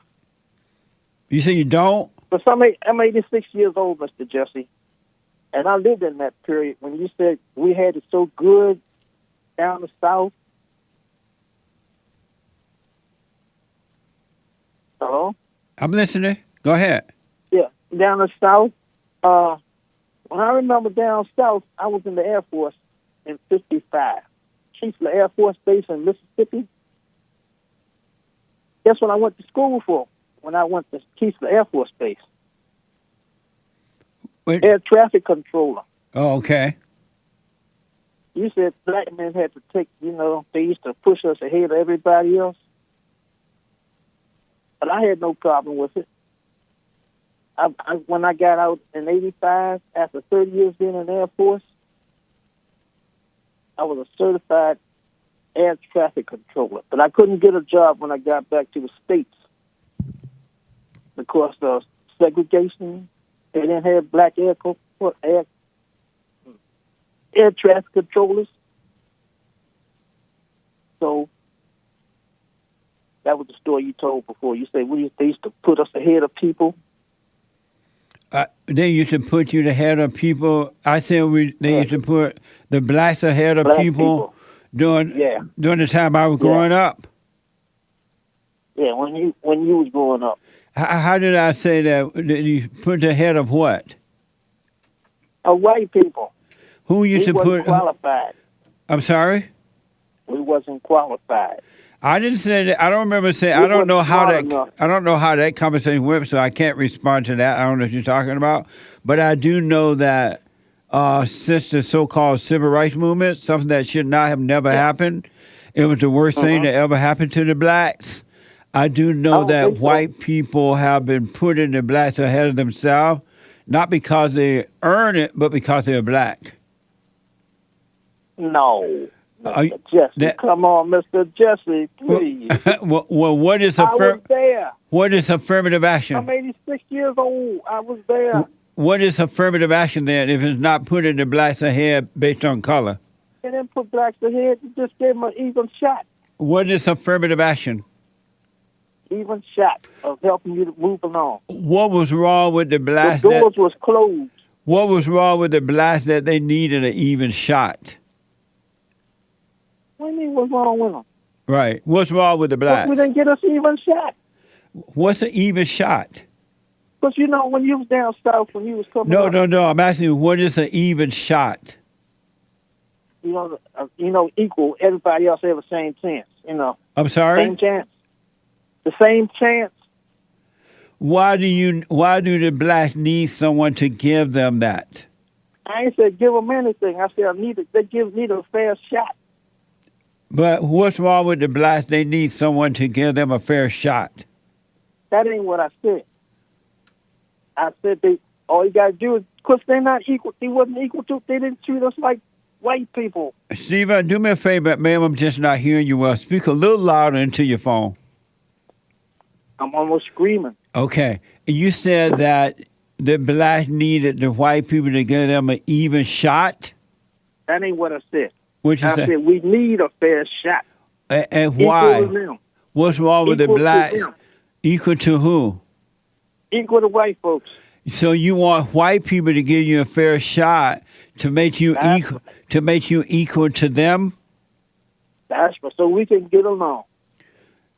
So you can what? You know, when you was down south, you had your Steven, place. I want to understand what you're saying. Then we'll move on to that. You want the blacks? No. The blacks. We ain't gonna move to that. No. We gonna stay right there. Right. The blacks want the whites to give them a. The whites want. No, look. Steven. When you was down south on your plantation, you knew your place, right? You knew your place.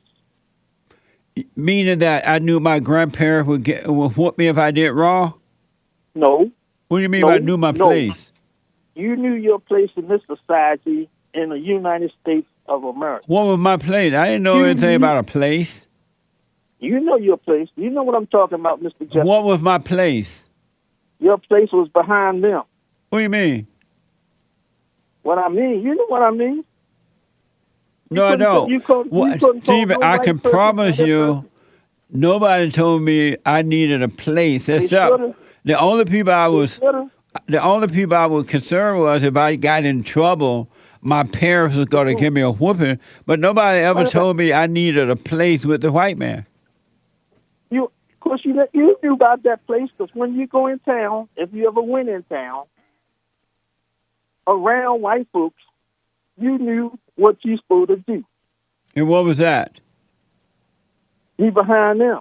Mr. White Man, Mr. Everything. Were you behind the white man? No, I was up in Maryland here. We didn't play that stuff. So then why are you making up all the stuff that was happening down south then? Because I came down there. I told you I was at Keesler Air Force Base in Mississippi. Remember Mississippi? Yes, but I didn't live in Mississippi. You right next door. Steven, so you needed the white man to make you equal to him. No, I didn't say that. Hold on a minute, buddy. Hold on. I got to take a quick break. Don't hang up, Steven. I got to take a quick break. The treasure chest is now open on D-Live. And I'll be back in a moment.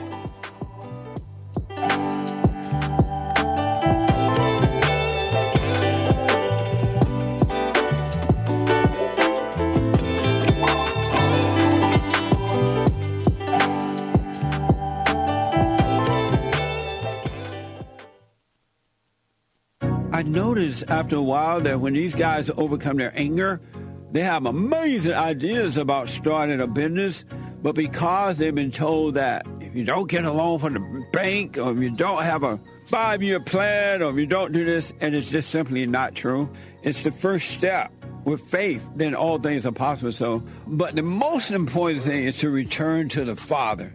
That yearning that you have, that emptiness, that void, is not for more stuff.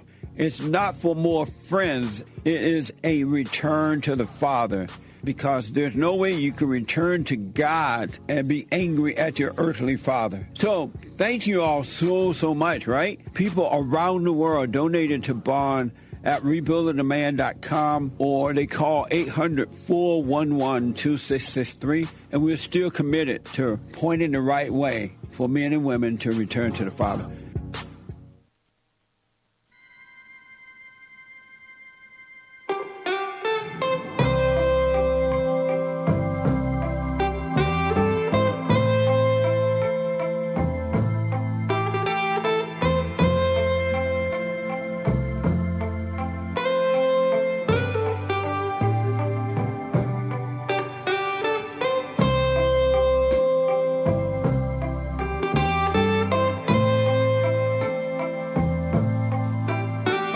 Okay, welcome back. Welcome. Couple quick announcement. The Hake Report is coming up at the top of this hour. TheHakeReport.com. And from 9 to 11 a.m., right after my show, and at 12 noon, the American Anchor Baby. The American Anchor Baby. What the? And from at 12 noon. Pacific time. And don't forget, ladies, tonight, the ladies forum at 7 p.m. tonight. For ladies only. Don't worry, guys. The first Thursday night for men only. Third Thursday night for ladies. And Sunday morning for everyone. Excuse me. And don't forget to donate and get your Super Chats read out loud. Go to buymeacoffee.com/JLP, I think. No, JLP Talk. JLP Talk. Buymeacoffee.com/JLP Talk. And for personalized shout-outs, go to Cameo, cameo.com/Jesse Lee Peterson. All right? I want to go back to Stephen out of Maryland. Stephen said he's 80-something now. He was in the Army or something, Air Force or one of those, and he had to go from Maryland to down south, and all that he had his place down there. He knew his place with the white folks, and then Stephen said that all the blacks want now is for the white man to make them equal to them. I hope I'm saying it right. I might not be. Hey, Stephen, am I repeating you correctly? No, sir. Did you say you want the blacks want the white man to make an even play, right? No, I said get out the way so we can have an even shot. Oh, Get okay. out the way. And you're 80-something years old? 86, sir. You're 86. And so the white man is in your way and has stopped you from having an even play? No, he's not in my way no more. He's not in my way. Was he in your way at one time? Of course. And how was I got my shot. How was he in your way? Shot. I had to fight my way to get in that school in Keesler Air Force Base in Mississippi. Yeah. All my life, I had to fight my way. That's the honest way you get through in the United States. And so what's wrong with the blacks now? They still want the white man to get them an even play? Get out the way? I don't know what they want now. I know I teach my kids, the 10 kids I got. It's like, I got 4 zebras, too. 4 what? 4 zebras. Zebras? You don't know what a zebra is? No. I got 4 half white children. My wife is white. You married the enemy? Yeah, she's German. Why you married the enemy? That's not an enemy. Is she white? But she's a German. She's a German. Do you love white people? Some of them. Do you love white people? Some of them. Do you love white people? I just told you, some of them. How can you love some but not all? If you don't love all, you love none. Because I don't know all of them. Are you a Christian? No. you're not. You're atheist. No. And what religion I you? go to non-denominational. I can't say the word. Non-denominational Christian. Yeah, I don't supposed to use that word because I can't spell it. That's what my teacher taught me in school. Oh, I see. If you can't spell that word, don't use it. But you are a Christian then. No, I don't call that a Christian. You're non-denominational what? That's just non-denominational. I'm not a Baptist. I'm not a Methodist. I'm not Holiness. I'm not. Oh, I see. Pentecostal.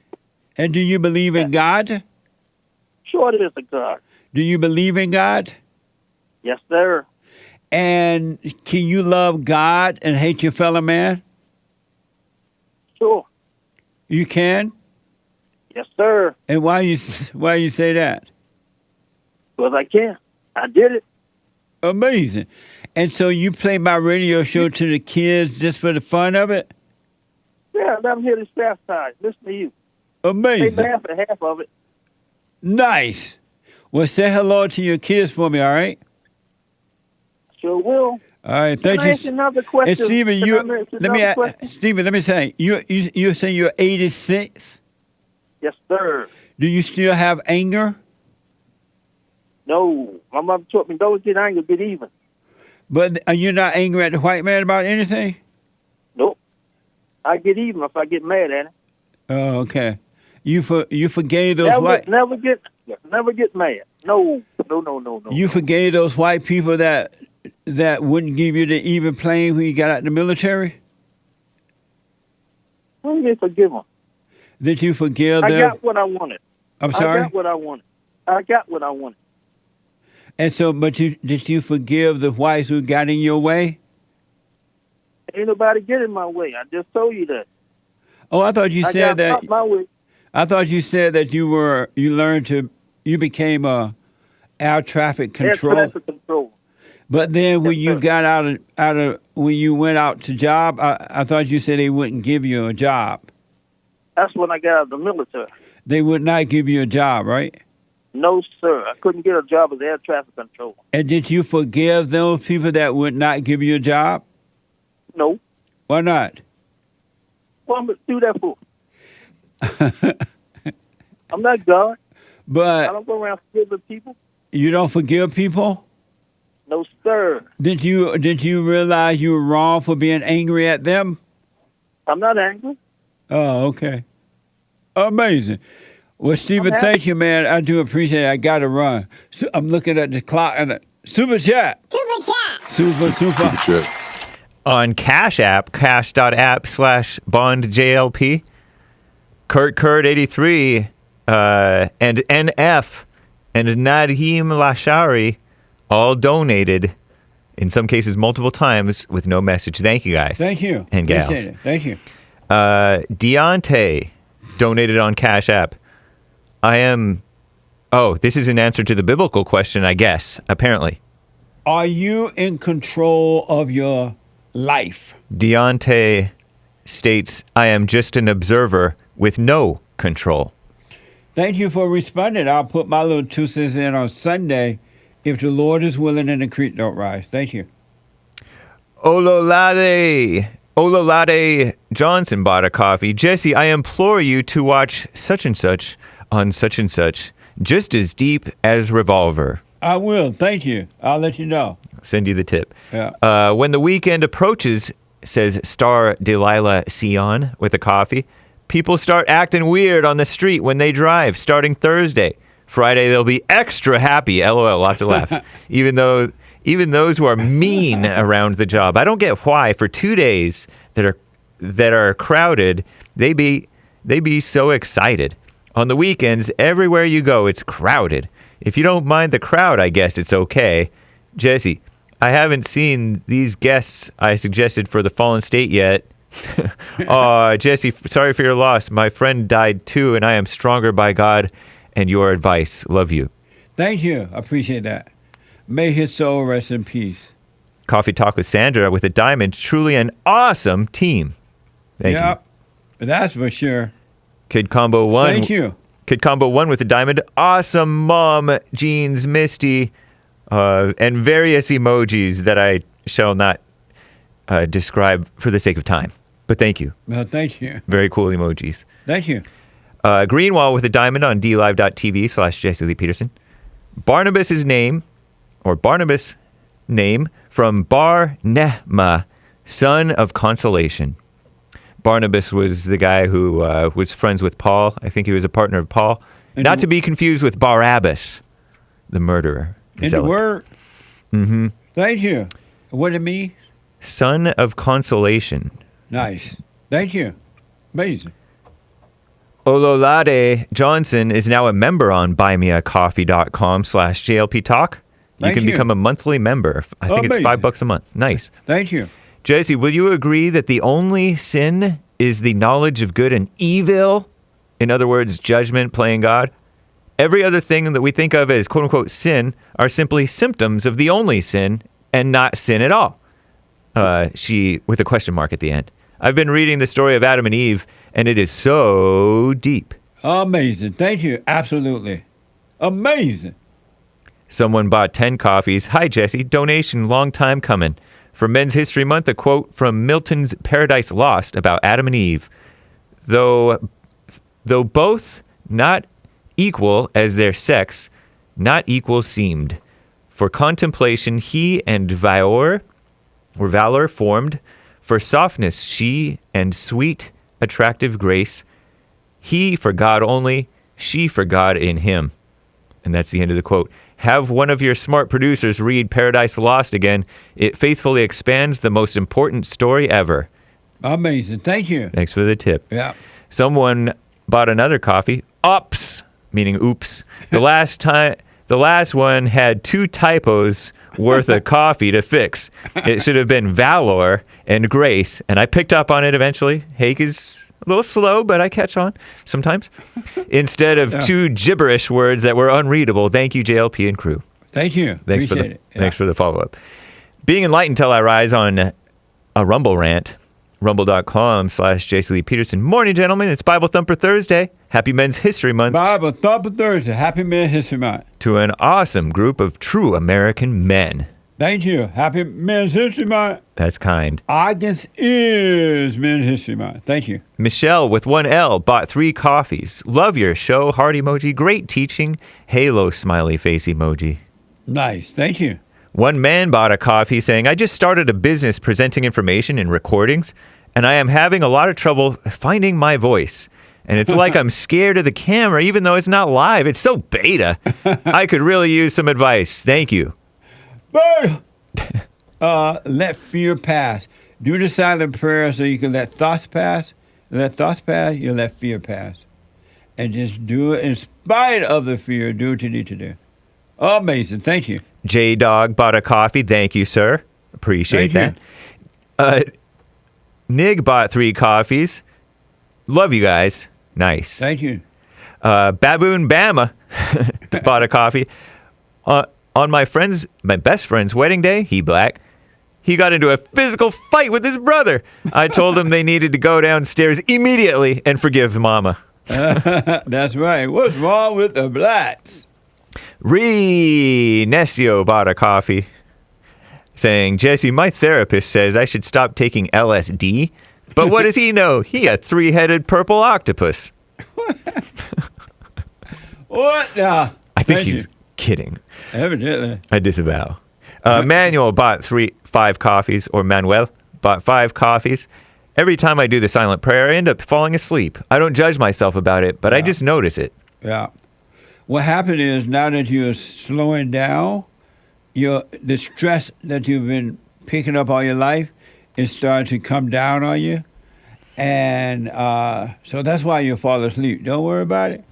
Eventually, you'll be fine. Thank you. 1745 bought 5 coffees. Hola, Jesse. To answer the biblical question. Are you in control of your life? No. Doctors hear my story and don't believe it until they review my charts. It's a miracle, and only because of God that I'm this side of heaven. I thank God that he led me to JLP, the greatest time in history to be alive. Amazing. Amazing. Thank you. I wish you well. And thank you guys. I do believe. Oh, no, one more. Kid Combo 1 with a diamond says, stop being black and lazy, Hake. Read the emojis, LOL. Lots of laughs. I don't. What? No. It's not about that. It's about time constraints. Yeah. But you want me to do it? Shall I do it? Going back to Kid Combo 1, awesome Mom Jeans Misty, scream emoji, okay sign emoji, laughing face sideways, tears coming out emoji, man emoji with mustache, horsey, violin, black person, bald, but with a beard, violin, waving emoji, basketball emoji. Thank you. Now I did your super chat justice. What the? It was just a diamond. Diamonds should be disregarded. Come on, man. Anyway, thank you guys. That's all for now. Appreciate it. Oh, amazing. Let me go quickly to Adrian, a first-time call out of Pennsylvania. Adrian, welcome to the show. You're on the air. Thank you. Yes, sir. Any day now, I will hear you say, Adrian. No, Adrian. What the? I'll put him on hold just in case something happened with his phone. Let me go to Paul out of Oregon. Paul, welcome to the show. You're on the air. Hey, Jesse. Hey, Paul. Yeah, I called you like last April or March.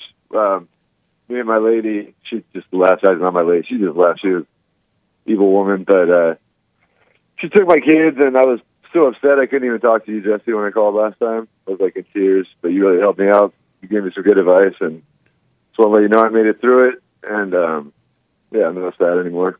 Nice. Pretty happy that I'm not with her, and that I'm still single. She's getting married, and I'm glad I'm not getting married. So sorry for the poor guy. He doesn't know what he's getting into. That's for sure. Amazing. Yeah. Are you staying with the prayer? Yeah, I'm trying to I know because sometimes I'll say something. If I would have done my silent prayer, I would have not said that. I'll still. I'm having so much fun out of this, Jesse, that I'll think of something and I'll send it. Like my son told me that he missed his dog more than he missed his mom when he came. He had to go back to her after the summer, and I want my son back here, so I just let her know he's happier here. He missed his dog more than he missed you, and that's kind of mean, and it made her upset. But I wasn't trying to upset her. I was trying to get my kid back here. That was her ego. Yeah. Amazing. So are you doing? Are you doing the prayer every morning, every night? I'm going to. Today, I woke up and just started watching your show, and I called and I was like, I should have done a prayer before I even did this because it was the middle of the show. So I haven't done my silent prayer today. I want to, and I've already thought about it that I didn't do it before I called you, and I should have. And are you doing it every morning, every night? Well, last night I did it because I realized I was losing sleep thinking about this, and I was like, wow, I should be thinking about nothing right now. I should be in silence and thinking about myself and how I can, get through this like I'm doing now and not get dragged back into any anger or sadness. Yeah. And are you doing the silent prayer every morning, every night? I just want to be honest. I'm not. I mean, I do it. I can't say I'm doing it every day and every night because I don't make it a priority like I probably should. I just do it when I'm thinking I need it and I'm getting, need to pull myself back. And are you doing the prayer every morning, every night? Like I said, I don't think I'm sure I miss days where I would have better days if I did it. I think those are the days that I'm not doing what I should be doing, or the days that I forget to do that. And are you doing the silent prayer every morning, every night? I pray every day. I pray, all the time. But to actually say that I turn everything off and to make it silent, sometimes I have distractions going on. I got a lot of fans and dogs and things going on. So I don't always take the time to sit in the silence and the way I should. And are you doing the silent prayer every morning, every night? No, I don't think so. I think I'm not doing it. I think I'm on my way, but I'm not there yet. And are you doing the silent prayer every morning, every night? No, I mean I'm just still close with God. I talk to Him all the time, so I don't know if I'm doing it exactly the right way, but I do pray every day, every night, and I have forever, And are you doing the silent prayer every morning, every night? No, Jesse, you got me. No. What the? Why you didn't just say no? Oh, because I do pray, and I mean, I've made it a priority. I used to try to pray. But I asked you about the times every day. silent prayer, and you're not doing it every morning. Why you just say no, and just leave it at no without having to add other stuff to it and everything? Why didn't you just say no? Probably because it's probably my ego that doesn't want me to realize that I'm not doing things right. But I'm probably on an ego trip right now, even that I'm happy that she's getting married. Amazing. Well, just do the silent prayer, stay on the path, and you haven't seen anything, Paul. It gets better and better. All right. I want to say thanks, Jesse, that I don't listen to a lot of people that make it to the level you're at, where you're on Dr. Phil and stuff, but I really believe in what you're saying, and that's why I listen to you, and yeah. Thank you, man. I appreciate that. Stay with it. Okay. I appreciate you, Paul. All right. Okay. Oh, amazing. I'm told that Adrian is ready now. Adrian, first time call out of Pennsylvania. Welcome to the show. Thank you very much, Mr. Peterson. Yes, sir. All right. Well, I just want to say I came across you through what I thought was like trolling videos, because you, obviously being a black man, was not on board. You black. Not only were you not on board with this whole victim mentality, which seems to be taking over not just this country, but the world at large, where the bigger victim you are, somehow the bigger victor you are. Right. So that's what brought me across you. I did find it interesting when I was on hold briefly. There was I guess an advertisement for James White. You're familiar with him, obviously? No. No, James White? No. I don't know what type of advertisement you were listening to. It was when I was on hold calling into your hotline. Okay. No, I'm not sure. But because of time, you want to respond to the biblical questions? Yes, sir. Are you in control of your life? Absolutely not. And why you say not? Absolutely not. Because when I'm under the illusion that I'm in control of my life, it's just wrecked. The only thing that I have control of in my life is what, if I choose to cuss somebody out or not cuss somebody out, if I choose to cut somebody off in traffic or not cut somebody off in traffic. Like you said, not menial or mundane, but normal, rational, thoughts. This is something that I should do versus this is something that I shouldn't do. Oh, okay. It's not a matter of I have control of my life. Amazing. Well, I appreciate that. I'll put my little 2 cents in on Sunday, and at our fellowship, rebuildingtheman.com/church. Thank you, Adrian. I got to run because of time. I want to squeeze in at least one more call before we run out of time here. Is it Steele? Steele, the first time call out of California, on the air. Quick questions. The first one, politics. So I agree with everything you say about the Great White Hope, but lately I've been paying attention to Vivek Ramaswamy, and he may be better. I wanted to see what you thought. He right now he may grow into. I'm not for foreigners being the president of a country, period. But if he may grow as he get older, he may be able to handle it. But the situation is too bad right now for him to handle what's going on in government. He won't be able to deal with it. Okay, that makes sense. And then the foreigner thing. What is the why aren't you for foreigners? Out of curiosity. Because he looked like an Indian or something, and when they come here, they bring their country ideas to us, and we don't need that. We need the American ideas. That makes sense. And then the other quick question. So I have a great marriage, except one thing. We're lacking intimacy, meaning sex, to be frank, and it's it's just causing a lot of pain. Can you speak on that? It causing pain for you or her? I don't want to say it's not for me, I'm immune to it, but I would say she cries and stuff. I don't cry, but I still have thoughts and feelings that of upsetness from it that I'm trying to overcome. But so I would say both of us. So you won't have sex with her? Right. Oh, and she's crying about it? Yes. It's just ego. She wants to control you. Okay. There's nothing wrong with doing it once in a while in a marriage, unless you're trying to make some children, right? But it's just all ego. What she's crying is that she's losing control over you. Okay. And when you feel, that's all that it is. And when you feel the pain, you're feeling the pain of the ego death as well. So it's okay. It's okay? Yeah. Yeah, as long as you're doing it for the right reason. You're not trying to hurt her. You're not trying to get revenge or anything. Well, what if I am and I don't know it? Can you call me tomorrow? Yes. Okay, call me tomorrow. I'm out of time. Call me tomorrow, buddy.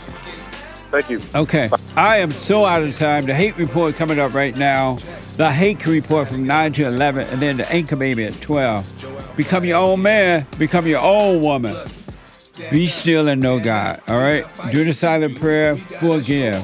The callers that's dropping and Darren out of Texas. I am so out of time, but tomorrow's Open Line Friday. I'll be back then if the Lord is willing and the creek don't rise. You better go talk to your mama, better stop at the drama, better drop all the trauma. Boy, you better stand up, man up. Put your hand up and hut. Cause if we don't, then we lose, and then we gotta hear the fake news. Whoa.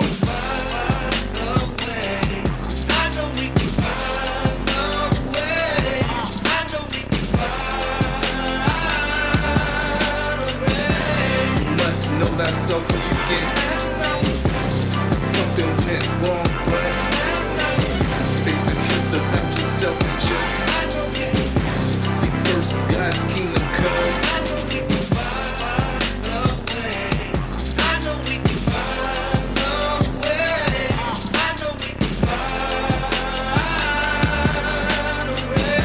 you must know that so you get something went wrong, but face the truth about yourself and just seek first God's kingdom,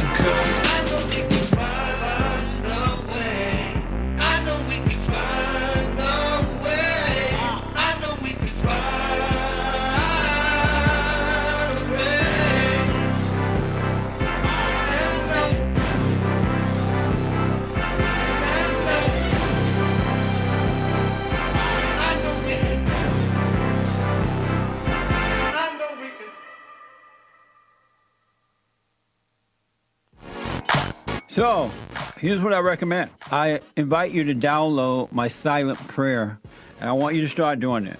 You just download it, get the points of how to do it, and then after a while, you just do it on your own.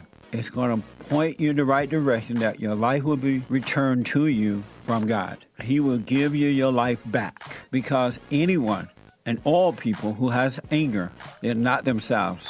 You are the person that you are angry at. That's why it's so important to get to know yourself so that you can see who you're angry at. And if you're doing the hooping and hollering prayers and things like that, some people get up, oh, praise the Lord, hoop and holler, bless my mama, bless my daddy. Continue to do it. Do both. You will see if you want to stay with the hooping and hollering or do you want to be still and know God. So my gift to you, no charge, at rebuildingtheman.com/church.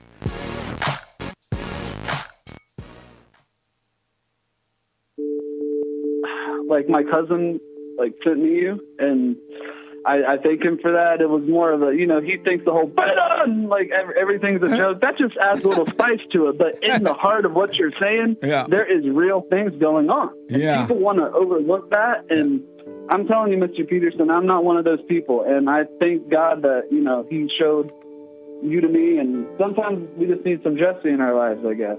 I wish we had more brothers like you. We need more brothers like you. This because we don't have most guys that can, lead black people into the right direction. And I thank you for that because a lot of people will be like, man, it's still going on. It's racism. Yeah. And I try to tell them, watch his show. Listen to this brother. He's telling the truth. Take no thought about tomorrow. Yesterday doesn't exist. And you're going to see, man, God is with us and all is well.